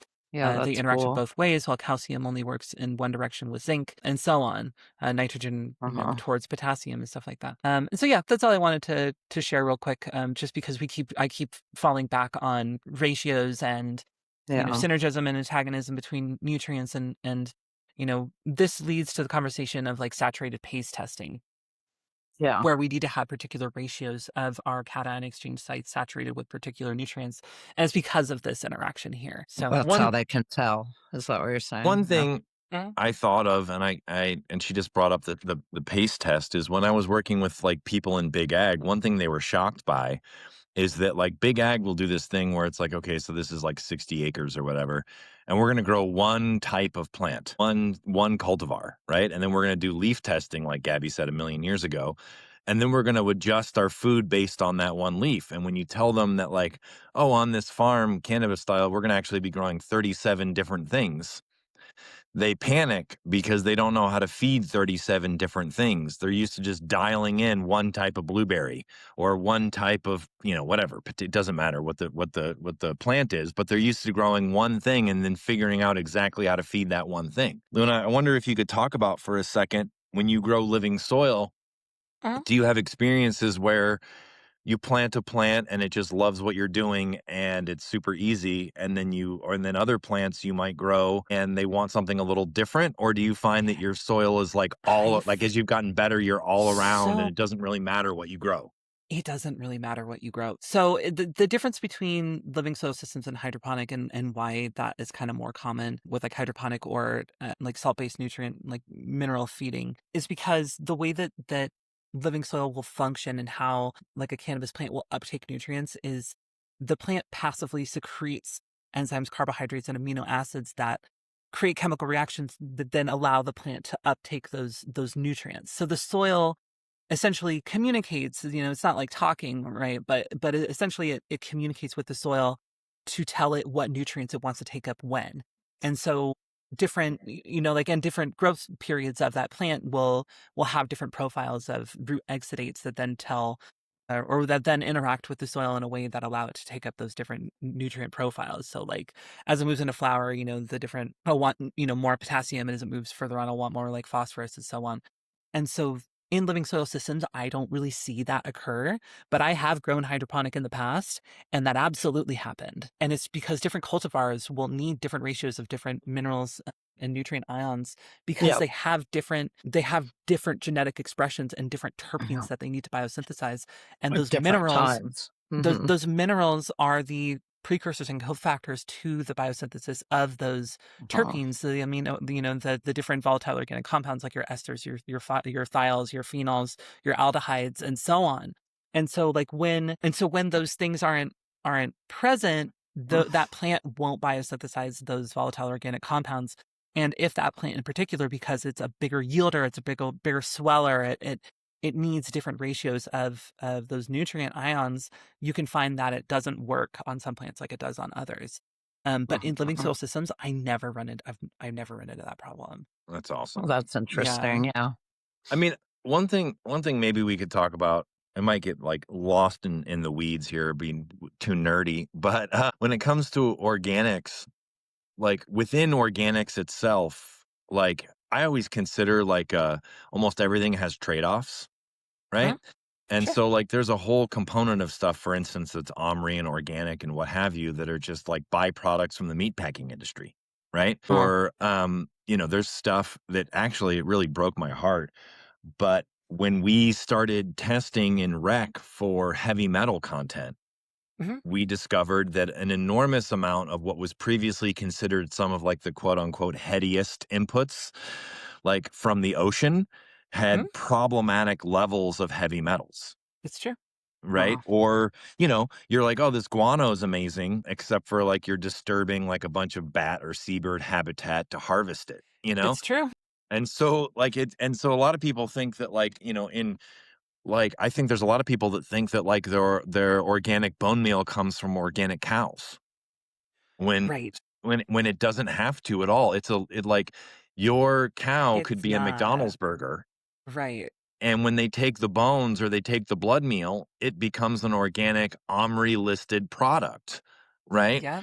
And so people don't see the nuances of that kind of stuff. And so once we started testing for heavy metals and all this type of stuff, a lot of compost, because compost is concentrating things, a lot of compost will fail heavy metal testing. And one of the Yeah. problems that we have in cannabis or hemp is that it just happens to be a bioaccumulator of heavy metals. Our particular plant that we're interested in does a really, really good job, much more so than, say, like kale or cauliflower or something, at Mhm. soaking up heavy metals in the soil. And a lot of cannabis like inputs, fish, she mentioned kelp, extracts, hydrosate, crab meals, these different things. All of a sudden, there's a lot of heavy metal in our ocean, and then you concentrate that stuff down and you put it in there, and it might be a beautiful organic input, but it could cause you problems if you test. All of a sudden you're like, oh my god, I'm testing hot, Yeah. you know That's absolutely true. That's Well, absolutely true. something that I'd like to add to that, Notso, is so in Sonoma County, we have a large composting facility that's run by the waste company. Yeah. The company that picks up trash. And, you can go over there and it's an extremely impressive operation. If you want to see, some, high tech and large scale composting, it's really impressive. But not all the material, but much of the material that they get is stuff that, you could have crazy herbicides and pesticides sprayed on, because There was yeah. anyone anyone can put that in their green waste bin, or, people come It's in true. large, filled with green waste that's been sprayed with Roundup and possibly most much worse than that, right? You're So most absolutely when you right. buy compo compost, you much want to buy a high quality compost and know what it was made from. That's I think it's that's important. that's an issue because most compost comes from conventional farms. Like the inputs that make the compost come from conventional farms or come from, like you said, lawn clippings or something of that effect. And that stuff is necessary. You want society to be composting and breaking those things down because that's it's like life cycling. But I mean, I remember when we first went like full rec, a whole bunch of people were using straw as mulch, and they weren't Mhm. getting organic straw, and they didn't realize that was getting sprayed with all kinds of funk. And then Glyphosate. Yep. you're watering that stuff, and then all of a sudden your fully organic cannabis that you prayed over or whatever is popping Guys! hot for nasty stuff that you've never used, This but you you prayed threw over. non-organic straw on top of your living soil bed, and now you've got glyphosate, or now you've got this or It's that or whatever true. kind of funk that Yeah. goes in It's there. true. There's a lot of, like living soil and organic cultivation can be very simple, there are a lot of different things that can go wrong. I think there's more things that can go wrong in a living soil system because each of your input can potentially bring a problem. Like like what you were saying, like straw with glyphosate, or using inputs that have really high mineral content, or like things from the ocean that have like cyanide in them. Like in high percentages and stuff. And also, since they're organic inputs and since they're harvested from nature, through like a lot of industry and stuff like that, is that these inputs are not consistent with their nutrient profiles. And No. so company will say, oh, this kelp meal is, this NPK, blah, blah, blah, right? But throughout that next, season of kelp growth in the ocean or whatever, there was a fluctuation in some other plant or some other ocean life. Maybe the fish or the shrimp or the different things are cycling in different ways, different seasons for different plant life to emerge and change the ecology in that area, which will affect the health and growth and nutrient profile of whatever input. And the same thing with animals. A lot of different like factory farms are extremely consistent, and the animals are just pretty much like a crop at that point. And those will be a little bit more consistent. But when it comes to like harvesting plants and like different composts and things, like your nutrient ratios will change. And so it's really important to mix your soil, to test it after it's mixed, and don't make assumptions about the nutrient profiles and stuff like that. A lot But of California compost has elements of conventional vineyard propagation, you know, mm, because they have to go and they have to trim back all their vines after harvest every year.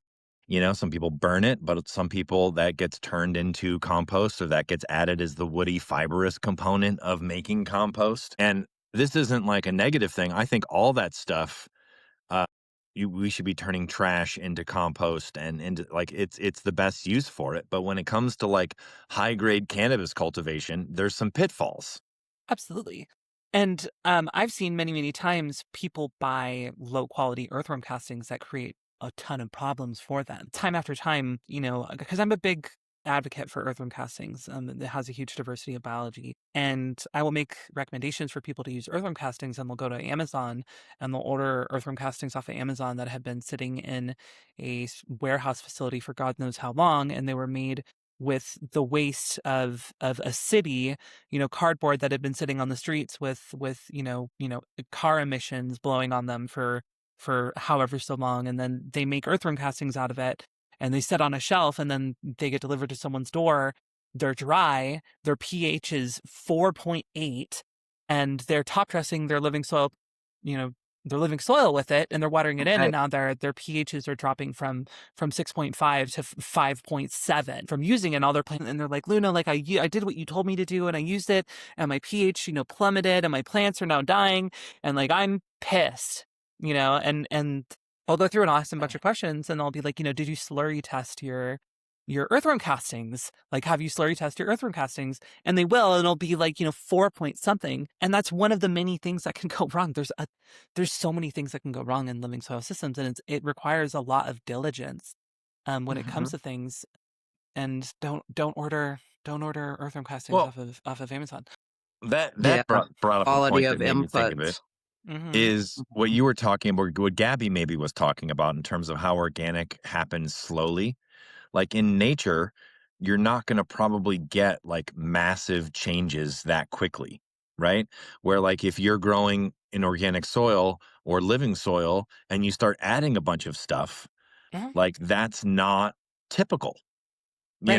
like Yeah. either, Yeah. like typically when stuff gets added to a living soil or a soil food web, it's going to happen seasonally or slower. There's going to be Very time to slowly. break it down. Mm-hmm. It's not like, oh, well, this week I've decided to add this, and this, and I'm going to dump it into my living soil really fast. And then that creates, as Luna was just Right. mentioning, very quick changes in pH or in biology, or it upsets the balance that you had prior. And now all of a sudden you've got an overabundance of whatever happening as it breaks it down.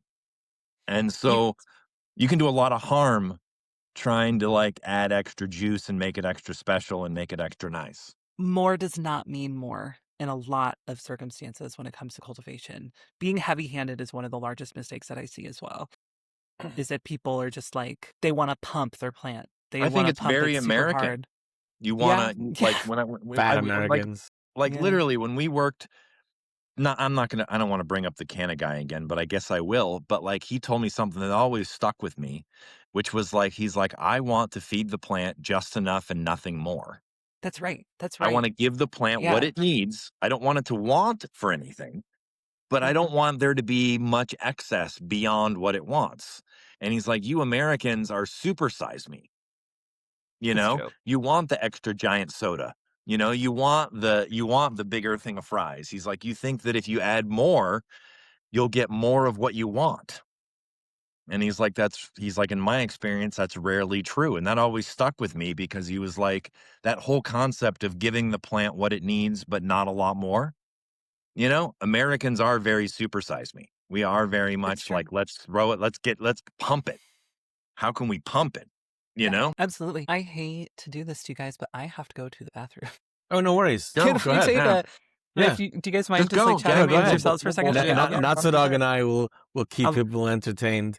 If okay, anyone has any questions for So Notso to Dog keep or I, I'll be go right ahead. back. to keep that going, when Gabby and I had the store, there would be all these people that would be like organic all year long. And then come late August, early September, when their flower set was really coming in, they would come in and Phosphoload. they wouldn't want nature to take its course. I was actually going to think of Bud Blaster, but they would be Same like, is thing. there something that I could just boost my shit right now to give it? And I'd be like, dude, you spent all this time and all this money on teas and all this amendments and all this nice stuff. And you're soon, you know, and now all of a sudden it's like August 28th and you want to throw some like 0, 50, 30 on once just to give it a boost. And so there's definitely a temptation to like pump, you know, because you think it's going to make it better, you know? I can't see questions, Gabby. So if anybody's throwing anything out there, you'd have to throw it to me because I won't see it.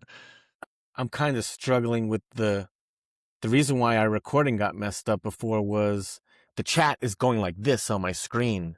Oh, It's you not can't just see it too scrolling. It's much. not just scrolling up, and so I have to like I missed the most recent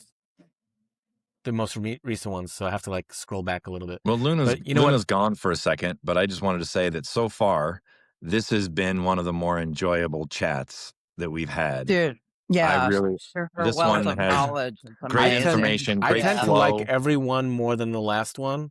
Is Huh? kind of like the way I'm always like, man, Yeah, no, I that was the appreciate best all of one our ever. But guests. you know, it's But kind of like I know I told the story about Mike Love and about like he had me questioning, you know, if I liked it more than Bob Marley or the Grateful Dead. And you know what? It's just the fact that we're asking ourselves the question, like, is this the best one yet?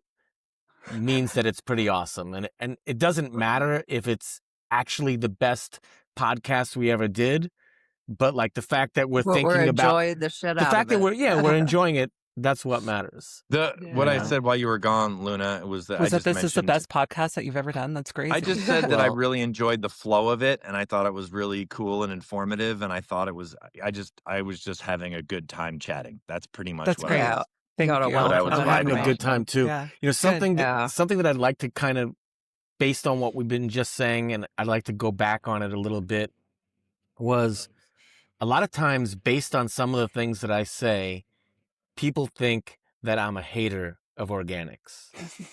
And I'm not. I actually think the best possible food and medicine would be grown organically. I just think that it's more difficult than people think. It can be. And that growing with salts, and I'm not saying easy is good and easy, you know, but like when you're a beginner, okay, growing with salts is just an easy way to make sure that you're going to get a good, successful crop. And with organics, I definitely think it's possible, but it takes a lot more work and a lot more knowledge to understand what we're doing Yeah. and what we're trying to do.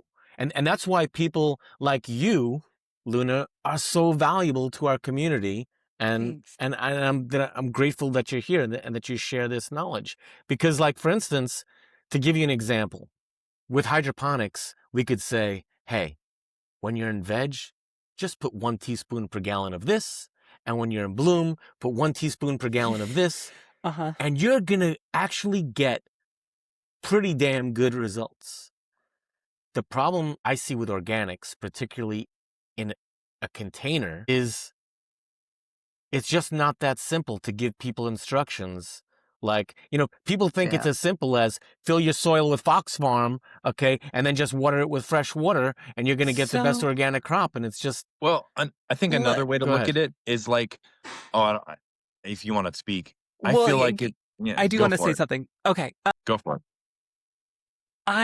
So I can sit here and I could talk about the intricacies of the interactions between all these different chelating compounds and the complexities of balancing and covalent bonds and chemistry, soil chemistry and the soil food web and fermentation techniques, and I can go on and on and on, and it seems super fucking complicated.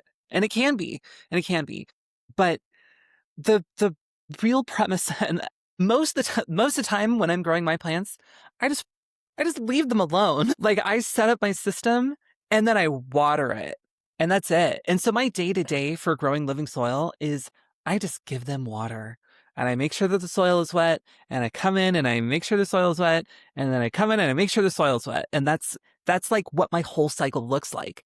So, like, yes, like week 7, I'm testing my soil. I'm re-amending it. I'm adding, biological inputs. I might scope my soil, which is high level, which you don't have to do. Most of the time, you don't even have to do anything. Most of the time, I scope my soil and I'm like, oh, yep, it looks good. And I leave it alone. The majority of the time, it's just you water it, and it's very simple. But yeah, I can go into the complexities of living soil systems, and it sounds insanely complicated. I can go into mycology, enzymology, entomology, microscopy, agronomy. I can make it sound like the most complicated damn thing you've ever heard in your entire life. But it can also be extremely simple, where you build your can soil, you tell us you how? companion plant, you water it. You Build your soil, you detail. companion plant it, and you water the damn thing. But wait, hold on. Let me say something. Uh-huh. Okay, what you said, you simplified it, Uh-huh. but yet you left out so much information that not anyone could do it. Right? You said, What do you mean? you build the soil. Hold on. Okay, You build the soil. how to build the soil, right? You know what I Sure. really think? I think the best, because I was thinking this when she was talking, is that I feel like living soil is like, I don't want to say it's like advanced, but it's like a place that a decent amount of long-term gardeners end up, right? But when they get into it, they already have the basis of having gardened for some time. And so they know a lot of the problems and issues and different types, and they have familiarity with watering, overwatering, underwatering.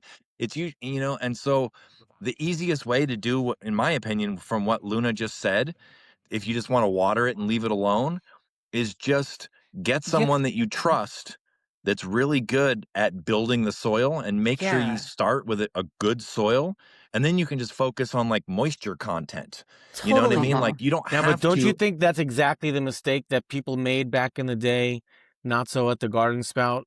Like, they would buy their potting soil from that company that you mentioned before. I forget their name, North American Organics. That's what they would Yes. buy because they were a trusted but not only was the stuff not only was it crap, but it was not let's take it back a consistent. second. Sure. Having a mentor, someone like Luna, right, that can help you walk Pay me, through hire and tell me. you I'm what just to kidding. ignore and what to focus on versus what stage you're at is Right. incredibly important. So this is a random, but I started growing in 1994, okay?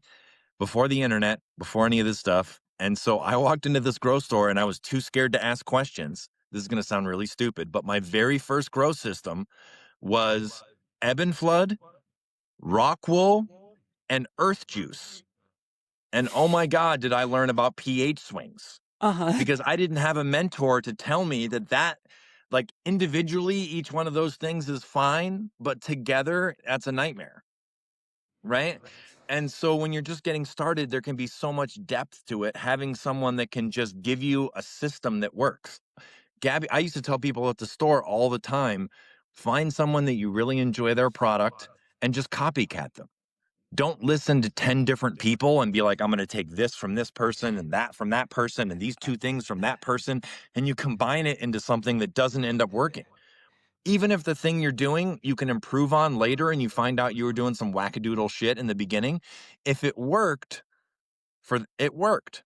And then as you get more experience and more knowledge and you can start playing around at the edges, you know, like that kind of stuff makes a difference. So I feel like the biggest complexity with organics or with living soil is when the mix isn't right to begin with, and then you're battling issues.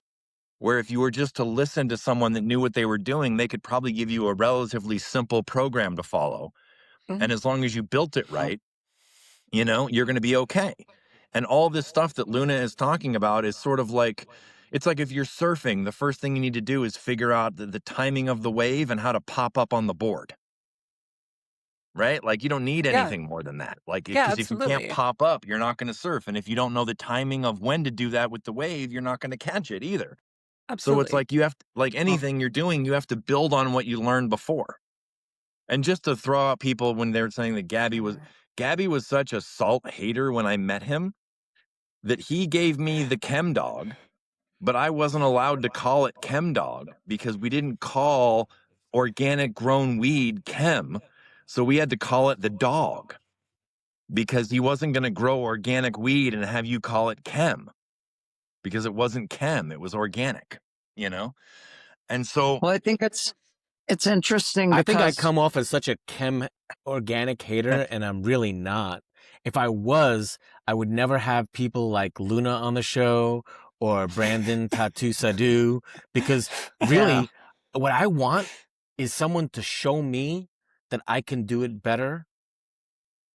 Well, you can go, there's people who have built soil very successfully, specifically for cannabis. There's a lot of good soil that you can buy out there that's already balanced, hopefully. You should still do your due diligence and test everything because, like I explained earlier, input nutrient densities can swing based on seasons and other factors. But there's a lot of companies that are very diligent, like Build a Soil, Kiss Organics, Full Crop Solutions, the Soil Makers, Soil King. even that bag soil bio 365 or whatever, there's stuff that's like way, way, way better put together than it was before, you know? Yeah, And like she just said, build a soil. You can buy different kinds of kits. Well, they'll give you proportionate amounts of stuff to add to X sure. amount of peat moss or X amount of what have you. Kiss does that The, too. yeah, Yeah. and the success of their company depends on the quality of their soil and your success. So it's their job to make sure that you're successful, especially these soil companies that are specifically surrounding cannabis. So you can get living soil and you can run it and just water it, use a companion plant, living mulch, water the thing. That's it. You know, something I wanted to also go back to, and I'm sorry, Luna, I have a lot to say on It's this thing okay. is too, because I want to just reiterate that I love organic gardening. And so what Bob Kennard taught us was not a complicated method of growing. It was just something that required patience and time. Yes. Growing two Yes. plants for nature for every one plant that you grow for yourself, what would happen would be like the first year when we planted this way, the plants were doing really poor. Okay, they would, I was growing in really poor, abused soil on an orchard in Sebastopol. Okay, and just tried to put the plants in the ground and, have some cover crop and some straw and alfalfa over them, and it didn't do well. The next year, the plants grew better, okay, and even created some fruit, which was poor quality. The next year, the fruit was getting to be better quality. And year after year, when you improve your soil and you love your soil, eventually you get to a place where you can drop a plant in there and it just grows and you just give it water. And that's the magic. Oh, and so his farm in Santa Rosa is called Green String Farm. And you can go there and you can buy, vegetables and also see how it's grown. And when you take his class, it's just so simple. Like it's just like, yeah, we just grow the cover crop and we grow two plants for nature for everyone. And it's the Garden of Eden. And I'll tell you, if we threw some cannabis plants there, they would be the best quality cannabis anywhere. When I first So moved here, Gabby, like everything was pretty much still guerrilla, right? There was people that had holes or trenches or whatever dug in the woods or, in the manzanitas or what have you. And the best weed that I encountered was the stuff that they had had these holes or trenches for 5 or 10 or 15 years, and they'd just been amending them here and there over time, and they'd grown about like the weed that came out of like those aged beds or holes back in the day was just phenomenal because it had done what you said. It'd gone through that. It'd broken everything down. You added the inputs at the end of the year, and then they would break down over the winter, and they'd be ready for spring, and it was just like a mature mix, and you didn't really have to do much, especially in the guerrilla era. It was like they just got water to the plant. They weren't mixing a bunch of stuff. They didn't have a bunch of stuff. It was like it was in the soil and you got what you Mhm. got, you know? Right. And I really do think that like once your soil matures, so to speak, Yeah. and it reaches an equilibrium with itself, it's like Luna said, it's kind of like add water, don't get it too wet, don't let it get too dry, make sure you have some mulch, Mhm. let it do its thing, you know, Yeah. and you're kind of there, you Yeah. know? You'd mentioned living mulch a while back when we were Mhm. talking. Well, Uh, and I wonder, like, where would you, are you inoculating that yourself, or like where would so you find? living mulch is just like another term for like companion plants pretty much. But a living mulch would be something that's a very thick layer of plant life. So my living mulch right now is alyssum, but people Oh, can use okay. like daikon Hmm. and even the buckwheat that I've planted before. And you can see on my Instagram and stuff like that. I would consider that a living mulch as well, even though it gets a little tall. But a living mulch is just anything that acts as a mulch but is still a living plant. Okay. Yeah. Okay. And so so Yeah, like I was cover thinking crop, more of like a but fungi thicker. covered bark yeah, is pretty what I much. had in my Yeah. brain. Uh-huh. So Yeah, yeah. well, yeah, there's that, there's that too. I could see how that makes sense. Because yeah, people use like biochar and stuff too. They'll like, they'll charge your biochar with like a nitrogen source or with like a compost tea or with lactobacillus or something, and then they'll use that as a mulch, whatever, just like to Hmm. cover the surface. And since it's alive, it could be called a living mulch. I could see how you would think that, but that's Yeah. not what I was referring to. No. Mm. But yeah, but you can do stuff like that. You can take like, bukashi, I guess technically you could consider to be a living mulch. Actually, I'm not going to say that because now I'm just confusing terms. Mm. But you can take like bukashi, which is very much still alive and full of lactobacillus, and will be full of biology and make that nice mucor layer that people are after. Yeah, Yeah. yeah, What I got from Luna was saying was that a living mulch is essentially some kind of plant that grows for the most part low, so it doesn't interfere with your cannabis yep, plant, and it basically just helps keep moisture and erosion.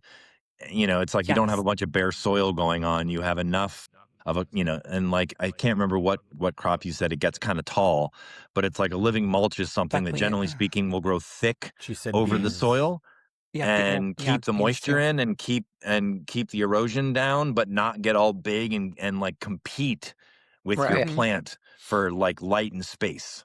Totally. And Yeah. yeah, some people were using rye, and I've used rye as like a living mulch and companion plant before, and it just was such a huge headache because it got so tall.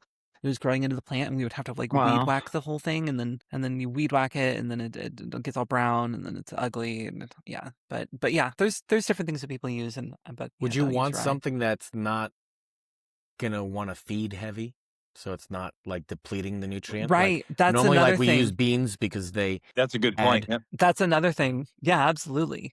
Absolutely. And alyssum is another one that's not going to like take like a heavy feeding, but there are definitely things that I wouldn't use as a living mulch.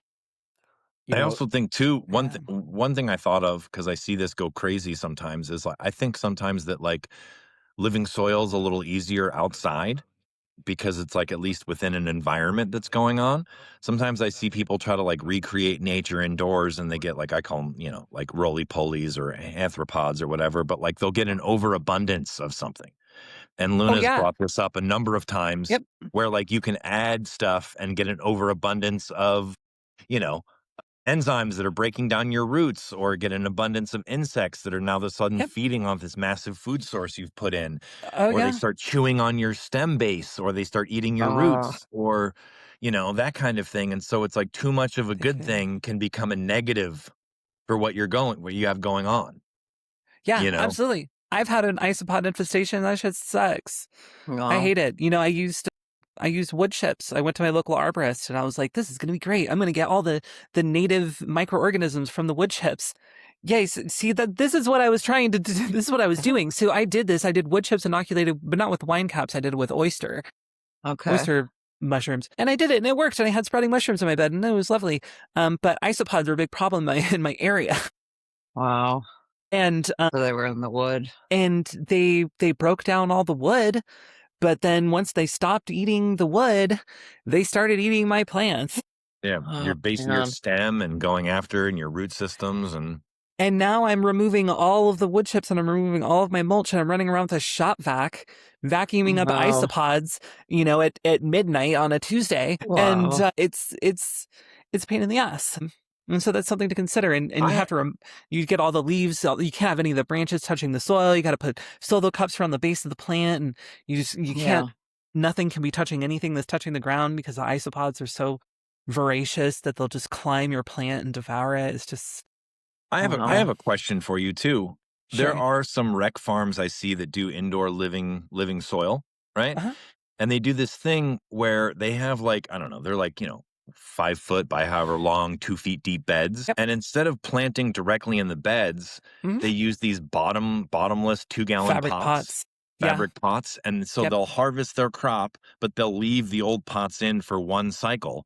And Mhm. then they'll bring new pots in and just put pots down on They top of their stagger it. living soil Yep. instead of planting in the living soil. What do you think about that? Do you think that's an effective method? Do you like that method? Do you think it has its issues?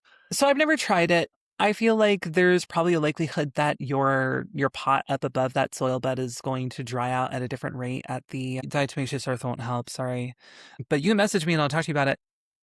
They're crustaceans, actually, isopods. Diatomaceous earth won't work. So that method, I feel like the pots that are above the soil surface of the living soil bed, it's going to dry at a different rate than the bed itself. And I'm sure that they've come up with ways to fix that issue.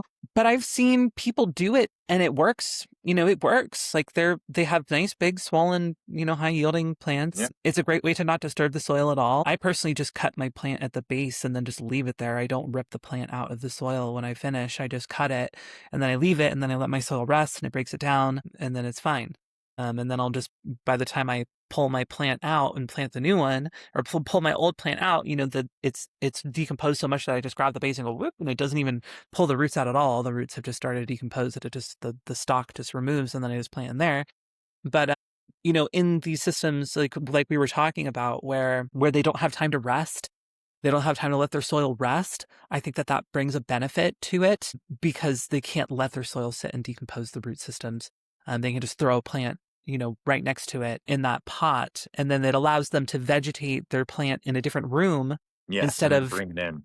vegging it in the living soil bed itself. So they veg them in these 2-gallon pots. They come over, I don't know if they cut the bottoms out of it or if they just let them grow through the fabric itself. They're bottomless pots. They're bottomless. And then the thing that they do is it's almost like they have like a 6 or a 9 pattern. Doesn't really matter, but it's like after they harvest, they'll leave the Yeah, I've 2-gallon seen. pots in the soil, like on top of the soil for a Uh-huh. whole run. Yep. To give the root zone a time to break down and decompose so that then later when they rip it off, it's easy and it doesn't disturb much. Right. Where it's Yeah. like if they tried to remove the 2-gallon pot right after harvest, they would have this vibrant living root system that would be grabbing onto things and they would disturb their no-till living soil bed a whole bunch. Yeah, I've seen that. So Green Life Productions does that, and when they leave their pots in their original positions, that woody stem of the cannabis, it actually gives an environment for like fungi to grow, and they'll actually see like wine caps and oyster mushrooms and other different things that Pop will up. start growing out of those pots. Sips are great. Earth rocks are great. Comparing large. You need me to put that back up? Yeah, sure. I mean, sips are great.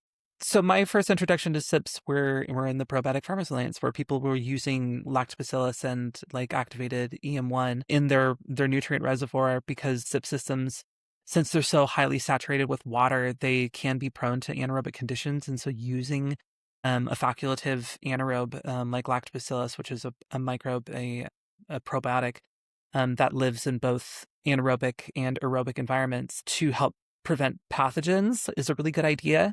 when it comes to soil volume, since it's so saturated consistently, I've seen people be able to grow pretty large plants in earth boxes, which I think are like 7 gallons of soil, which is typically not that much for living soil systems. Like my beds are 150 gallons. I grew one plant 150 gallons in a 4x8 tent this last run, and so that is like a smaller soil volume. But I see people pull it off, and since it's so microbially active, when people add like top dresses to it and then like cover with bukashi and like put the film back on, the biology is so prevalent that it cycles those nutrients really quickly.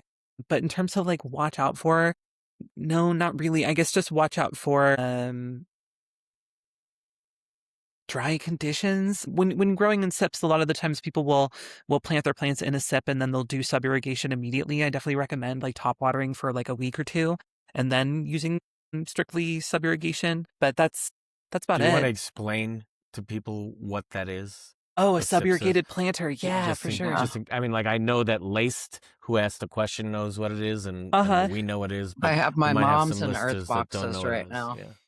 Yeah, definitely. So a sub irrigated planter is a reservoir that the soil sits directly on top of and then has a wicking component, typically cocoa core, that goes into the reservoir and then into the soil itself, that then pulls moisture from the reservoir into the soil. Or sometimes some designs actually have the reservoir that will go up high enough that the bottom of the soil just sits in it. But typically there's a wicking system, and I believe that's how earth boxes work. And then there will be like a PVC pipe that goes down into the reservoir that you put your water into. And then the plant will just the soil will keep itself moist through like osmotic pressure. So as the plant absorbs some moisture and transpires it through the leaf surface and dries out the soil, it then changes the osmotic pressure of the soil to then take more moisture from the reservoir into the soil volume. That is a SIP system. Thank you for explaining that to those that may not know. Here's another question. They're really great when you're out of town and you need somebody to watch your plants. Yeah, definitely. I had a thought till that there might be people that don't even know the difference between. I'm sorry, I didn't mean to speak. I think I'm on delay or something. I'm sorry, I didn't mean to. How dare you? No, I'm just I was kidding. on delay and I realized I was like talking over Saraquoia and then I got embarrassed. But like when I started talking, I don't know, whatever. I apologize. Yeah, no, I was just saying I've got 3 of my mom's in earth boxes right now because I had been out of town, and to me it's like the easiest way to make sure they're totally going to be fine when I get back, because there's no like pH to check, nothing. Just take this filtered water, make sure the hose is full and the res is full, walk away. Yeah, And they're having the great. cover over, really helps keep the moisture in the box. You can It's even like pretty simple system. You can even go as far as to install a float valve in your reservoir as well. Oh yeah, there you go. And then you don't have to do anything the whole cycle. You can just leave it alone. That's really great. That's kind of like why the would blue you mat theory. recommend? Exactly. I definitely did not water them in from the top for the first couple of weeks, but I was wondering like why you would recommend that. Is that just to help get the roots established before they start like really having to seek water? Exactly, because the root zone, since it's just like at the surface of, I guess it depends on if you're planting from like a 1 gallon or like a clone. But if the roots haven't spread into the entire soil volume, that osmotic function, it just doesn't work as well. They might not make it all the way to where they can get the moisture. Right, Is that because what you're like thinking? so like if the wick is sitting in a lot of moisture, but your root zone is super compact in like the center of that sip, that moisture might not fully get to the entire root zone. It'll just, the wick is wet, and so there's not enough like osmotic pressure going to the rest of the root zone. Yeah, you know what I mean? I get that. So like if you want to water it, top water it until the root zone like spreads into the entire soil volume, or at least most of it, it works really well. That's great. Yeah, that's why I got away with it. My plants were bigger than that when I put them in there, so I've always thought about it like life takes the easy route. And so like if you let your plants, like I don't want to say like over dry, but if you let things dry out a little bit, the roots start to search for it. Where if there's like a mass amount of water right next to them, they might not grow like a good root zone, right? Because they can just reach out with their finger and touch the water and they can pull as much as they need. Where it's like, if you're encouraging it for a few weeks to grow out into its new, like when we were doing depths back in the day, it was like if you transplanted into a bed or into a larger pot, you kind of had to give it 10 days to 2 weeks for the root mass to really like search out its new home. right? And grow into it to a degree. And if you flip too fast, you might not get the same root mass, you know? Because I always kind of feel like when plants are in veg, they do a significant amount of like root growth, but when they go into bloom, it's like they're doing every day, they're doing something specific, and it might not be root growth so much, you know? Mhm. I don't know. It's just like an observation. I Yeah. also think if people don't know the difference between aerobic and anaerobic, because we've tossed Yeah. that out a lot. One is basically like a high oxygen content, and that encourages certain kinds of bacteria and different things to breed. And anaerobic is sort of like low oxygen, which is like there's so much water, it's filling up all the spaces the oxygen would be.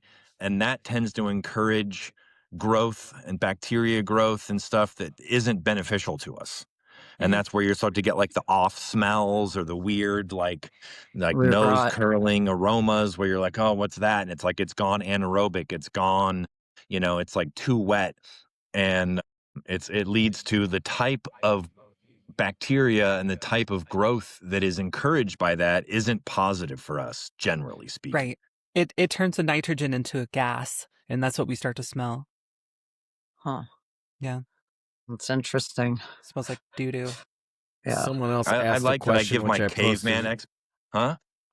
Oh, go ahead. No, No, I go was just ahead, gonna say I caveman. like that I give my like caveman grower explanation, and then Luna comes in with like the actual science of like The what is atomic, happening. Yeah, well, atomic chemistry. I'm just complimenting No, your you are, you are. explanation. I just, because it's, Yeah. I posted this question a couple of times. Can Luna explain how simple it is to test your soil and go with, he wrote economist, but he meant agronomist that consult you into building a super soil or living soil bed? How simple it's very simple. I'm just kidding. Are you testing your So soil or? yeah. So the two tests that you need to get done is a Malic 3 and a saturated paste test. And the Malic 3 will tell you all of the nutrient ions that are in the soil, and the saturated paste test will tell you the nutrient ions that have binded to the cation exchange sites in which ratio. And so it tells us more of like what's available to the plant to use, and we need both parts, right? Because we can see that with the Malic 3, we can see that we have potentially an abundance of phosphorus. This is the one that's really common, is we might have an abundance of phosphorus, but we might not have very much available phosphorus. And so then we'll implement techniques to make that phosphorus available, or possibly supplement with an input like a carbon chelated phosphorus source, which is stuff that like Brandon Rust makes, which are like these they're chelated with humic and fulvic acids, and so then we might supplement with something like that until we see that our phosphorus levels have elevated to the correct proportions, and then we'll stop using it. So yeah, it's pretty easy. You just get both those tests run. Logan Labs is like the kind of go-to for the cannabis industry, but they can tend to be overwhelmed with work and with testing at certain times of the year, especially, like April, May, June. So you definitely want to get it done as early as possible. Your local universities typically can do it. Sometimes they need very specific, like I need a Malic 3 and I need these things. I need all of these different things in a Malic 3 and in a saturated paste. And that happened recently with one of my clients. As I was like, yeah, go get a Malic 3 and a saturated paste, and he contacted this place, and they're like, oh yeah, we can do that. And then they sent me this test, and I was like, what the fuck is this? It was just missing tons of information. It wasn't, they were like, oh yeah, we used information from both Malic 3 and saturated paste to create this. And I'm like, what is this? I'm like, what are you talking about? Anyway, but yeah, so you get those tests. And then there's a whole bunch of people that can help you in the cannabis industry. I'm one of them. There's the soil doctor, Brandon Rust, I believe, does it too. If you want to support the podcast. Oh, yes. But yeah, it's pretty simple. And, I have like a Patreon also that you can subscribe to. It's like $10 for the first year. And people jump in, and there's tons of information on how to like read soil testing and people discussing their soil tests and stuff like that. And also you get access to me, and I can help you do things like that. I do charge $50 for reading soil tests and providing recommendations, but I also do more in-depth consultation for like farms and stuff like that, which is like $250 a month. And that's where you get, we do like text conversations, and then if you want to talk on the phone and get more in depth, it is $100 an hour. Would you But like to yeah, give your so information so that people can find you? Sure. So my Instagram handle is Luna All Day, LUNALLDAY, and that's where I post my Instagram content, like my growing and stuff like that, and you can look through and see like my past projects and everything, as well as like the recipes I've posted and like the compost teas and top dresses that I've made. And then those exact recipes and stuff like that are posted in my Patreon Discord. My website is moongrownbotanicals.com. 1A. Oops. 1A. Sorry, it's all good.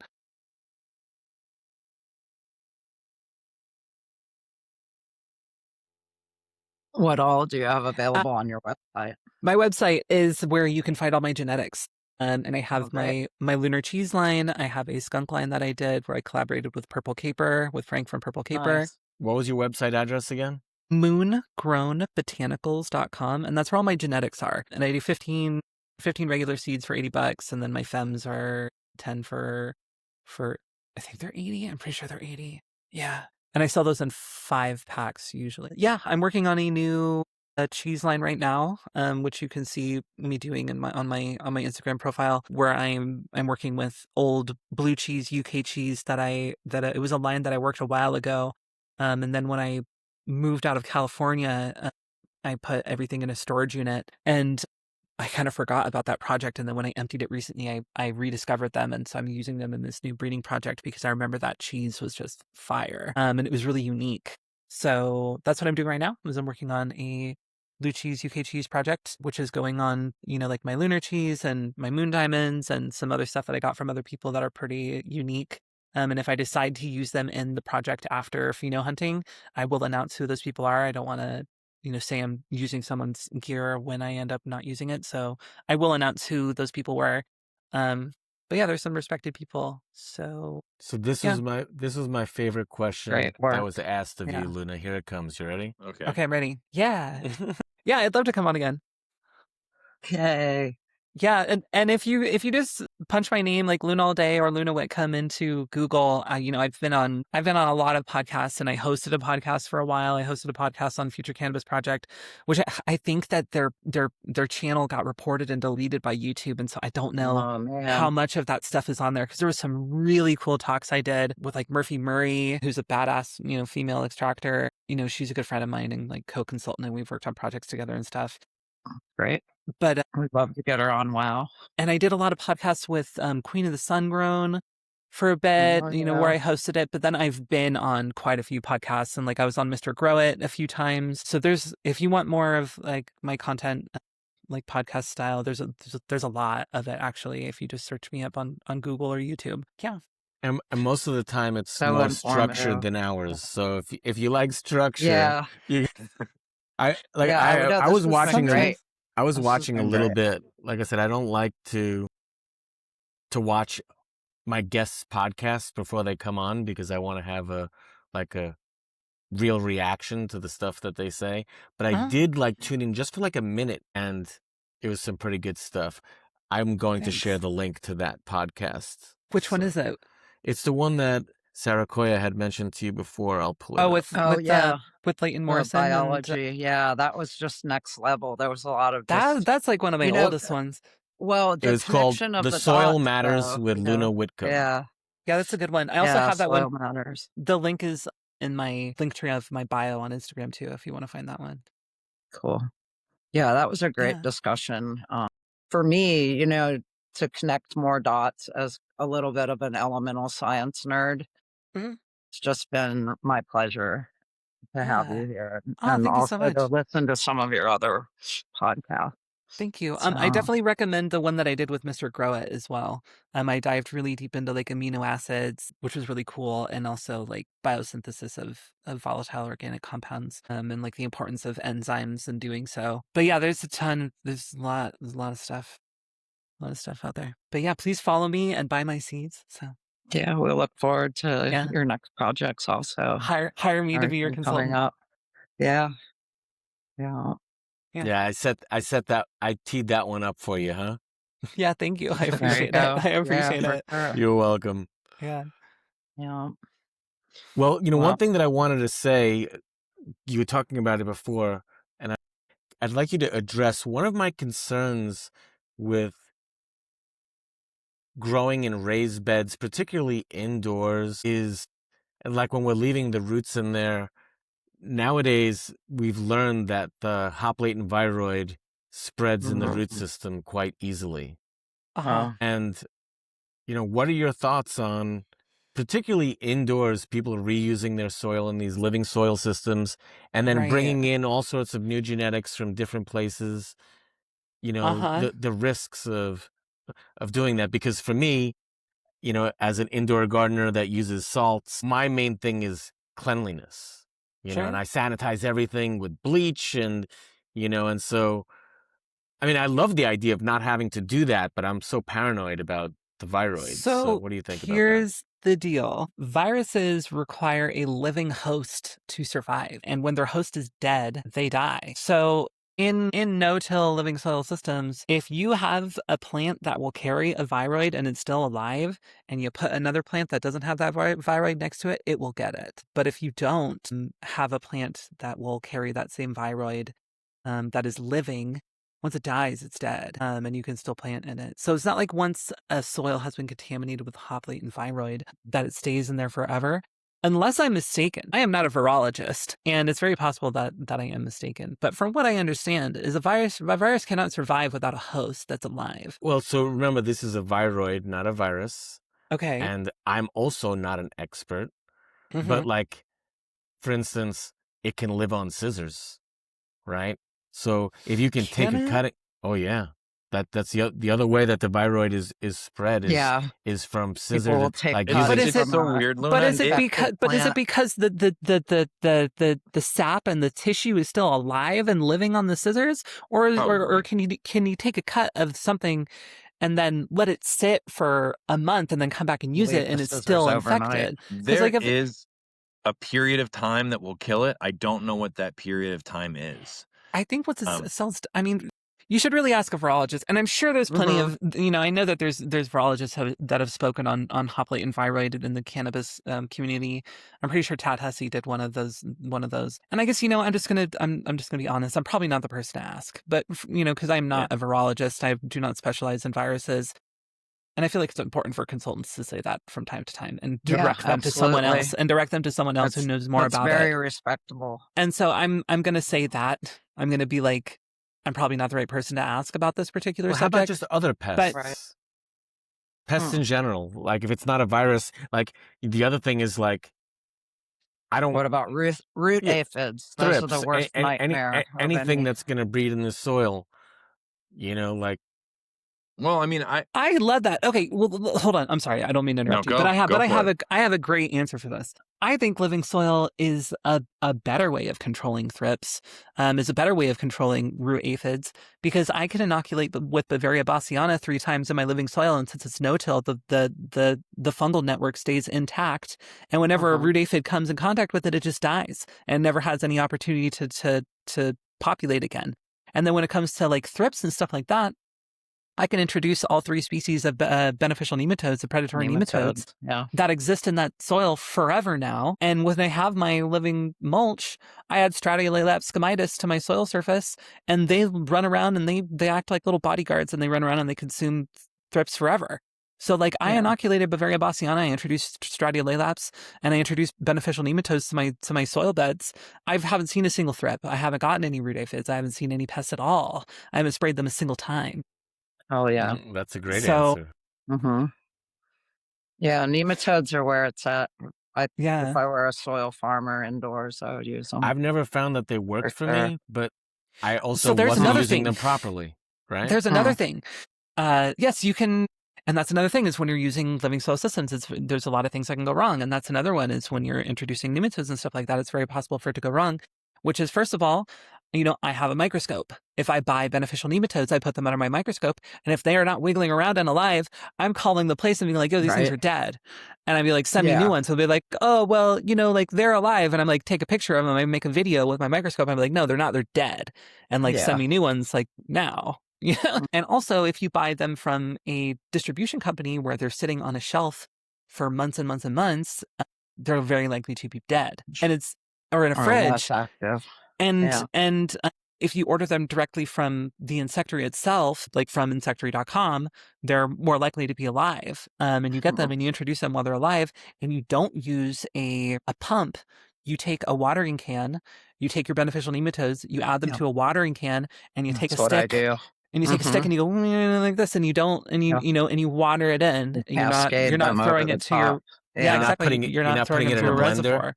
No, as much as I love my blender and I use my blender a lot, I do not put my beneficial nematodes in a blender. Yeah. Same thing with No, I compost I tea, can right? see them Yeah, in the yeah. bucket. You know, like if I put them in a 5-gallon bucket, I can kind of see the slivery, Yeah. you know, like Yeah. just the That's you must composure have of really the good water. eyesight. You I must, don't know. yeah. I don't know. Maybe don't- it's something else that's in there with them, but I was like I can I was always gonna say tell that that if they're alive. You I know? found that if you grow outside, if this isn't like a be all end all, but if you grow outside, there tends to be more balance between like where indoors it's much easier for like one thing to get out of whack, some kind of pest or bug and go crazy. The one example I've seen that like is that doesn't work with that is the cannabis aphid that infested the West Coast. It breeds at such a rapid rate I hate those things. that it's Goddamn I hemp believe it's aphids. Oregon's fault. Actually, It's your Could fault, be. Luna. It could be. It's definitely. This is all my fault. I take No, full I didn't say responsibility your for the fault, but hemp. I No, I know. so- I know. Gabby did. but what I mean, know that he's joking. what I think happened is that it got brought in on hemp plants, and the hemp industry exploded in Southern Oregon, and then they had a Yeah, it did. situation where economically it collapsed, and all these farmers realized they weren't going to make any money off their hemp. And so they just stopped spraying, stopped treating, stopped whatevering. And those cannabis aphids breed at such a crazy rate that they bred tens of millions of them, I think. And then they just kind of blew down into Northern California and slowly made their way. 20 years ago, they did not exist in Mendo. And now Yeah. I have friends that start from seed and they get them just Yeah. on the wind. And they Yeah. breed it's like the They're- females are pregnant and they're born pregnant They're and their monsters. embryo is pregnant and they just reproduce at a rate that I have never seen a bug do. Yeah, they suck. They suck. I mean, russet mites, were a crazy huge problem that no one could get rid of back in it was like 2017, 2018 Yeah. as well. And Well, it was mostly that they didn't know they had them till it was like really bad. yeah, Nothing yeah, got that was a big growers' one. scopes faster than like, wait, there's bugs I can't see Yeah, that are now yeah, it's populating true. my plants and killing them, and I have to get a scope and I have to be able to like look, and there's these things that are invisible and all I can see is the damage they're causing. And But now I can't see now them. that's gone to the next level is having to send your plants out for PCR testing to find out if they have hop latent viroid. Yeah, Which Like, is that's the thing you can't too. even see it with a microscope. Right. Okay. But yeah, I think there's a lot of merit to what you said about, it being hemp farmers' fault, because I witnessed with my own eyes farms where to cut their losses on labor, they just let their hemp just die in a field. They stopped doing anything. A lot of those farmers also, they just cut all their hemp plants down and then they just planted cannabis in those hemp fields too. Yes. There was I didn't want to bring that part up, but there was definitely some people that were like, I got 90 acres of hemp, 88 acres is actual cannabis, 2 acres is hemp for testing, and I'm shipping it all back east as soon as I pull it down. It was common knowledge that those testers and inspectors were getting bribed. Yeah, by these giant farms, Yeah. And they were happy to take it. They were like, "Yep, 10 G's and you're all good. You're all good. You passed. Blow up the market." Yeah. Well, we've been going now for almost 3 hours, so I just want to make sure Right, our before 420 almost, East Coast. Nice. before we go, I just want to make sure that there's nothing else that Notso Dog or Saraquoia want to ask or that you might want to add. Can you put my website up again? I absolutely can. Thank you. Yeah. No, I mean, I think I'm good. Cool. I'd just like to say again, so I appreciate your enjoyed knowledge. I enjoyed today's back and forth very much. Yeah, I did too. I usually, there's been several times where I'll be on podcasts and I'll be like an hour in or an hour and a half in. I'll be like, okay, I gotta go. And I'll just dip because I hate the conversation and I'm so bored. But I stuck around. Yeah, it's been like 3 hours. So that's great. I've enjoyed this conversation. You like that. So much. Yeah. Yeah, totally. Yeah, no, we appreciate your story. Can just look forward to see what you're doing next, because I know you're figuring it out over there on a elemental scale, and it's like Yeah. it's super cool. So Thank you. I And you've already appreciate it a committed to lot. coming back. Yeah, I'll yeah, come back there again you go. for sure. Yay. Sweet. Yeah, I'll come back All on. right. I'm happy All to. right. Thanks so much All for right. having Hey, me. one Yeah. thing, please do not shut your browser or anything. Just stay with us when we shut this podcast. Hold on Yeah, one so second. it can upload. Goodbye, everybody. Mhm. Thank you That's so Goodbye, much it. for everyone. joining us on the Craft All right. Growers Thanks, Network. y'all. Hope you all have a great Yeah. day. Next week we have AC Moon coming on, Yeah, by the way. I sweet. can say AC that Moon coming as we back go. next week. Yep. Yep. So we'll see you guys then. Oops. Hopefully, Phoebe.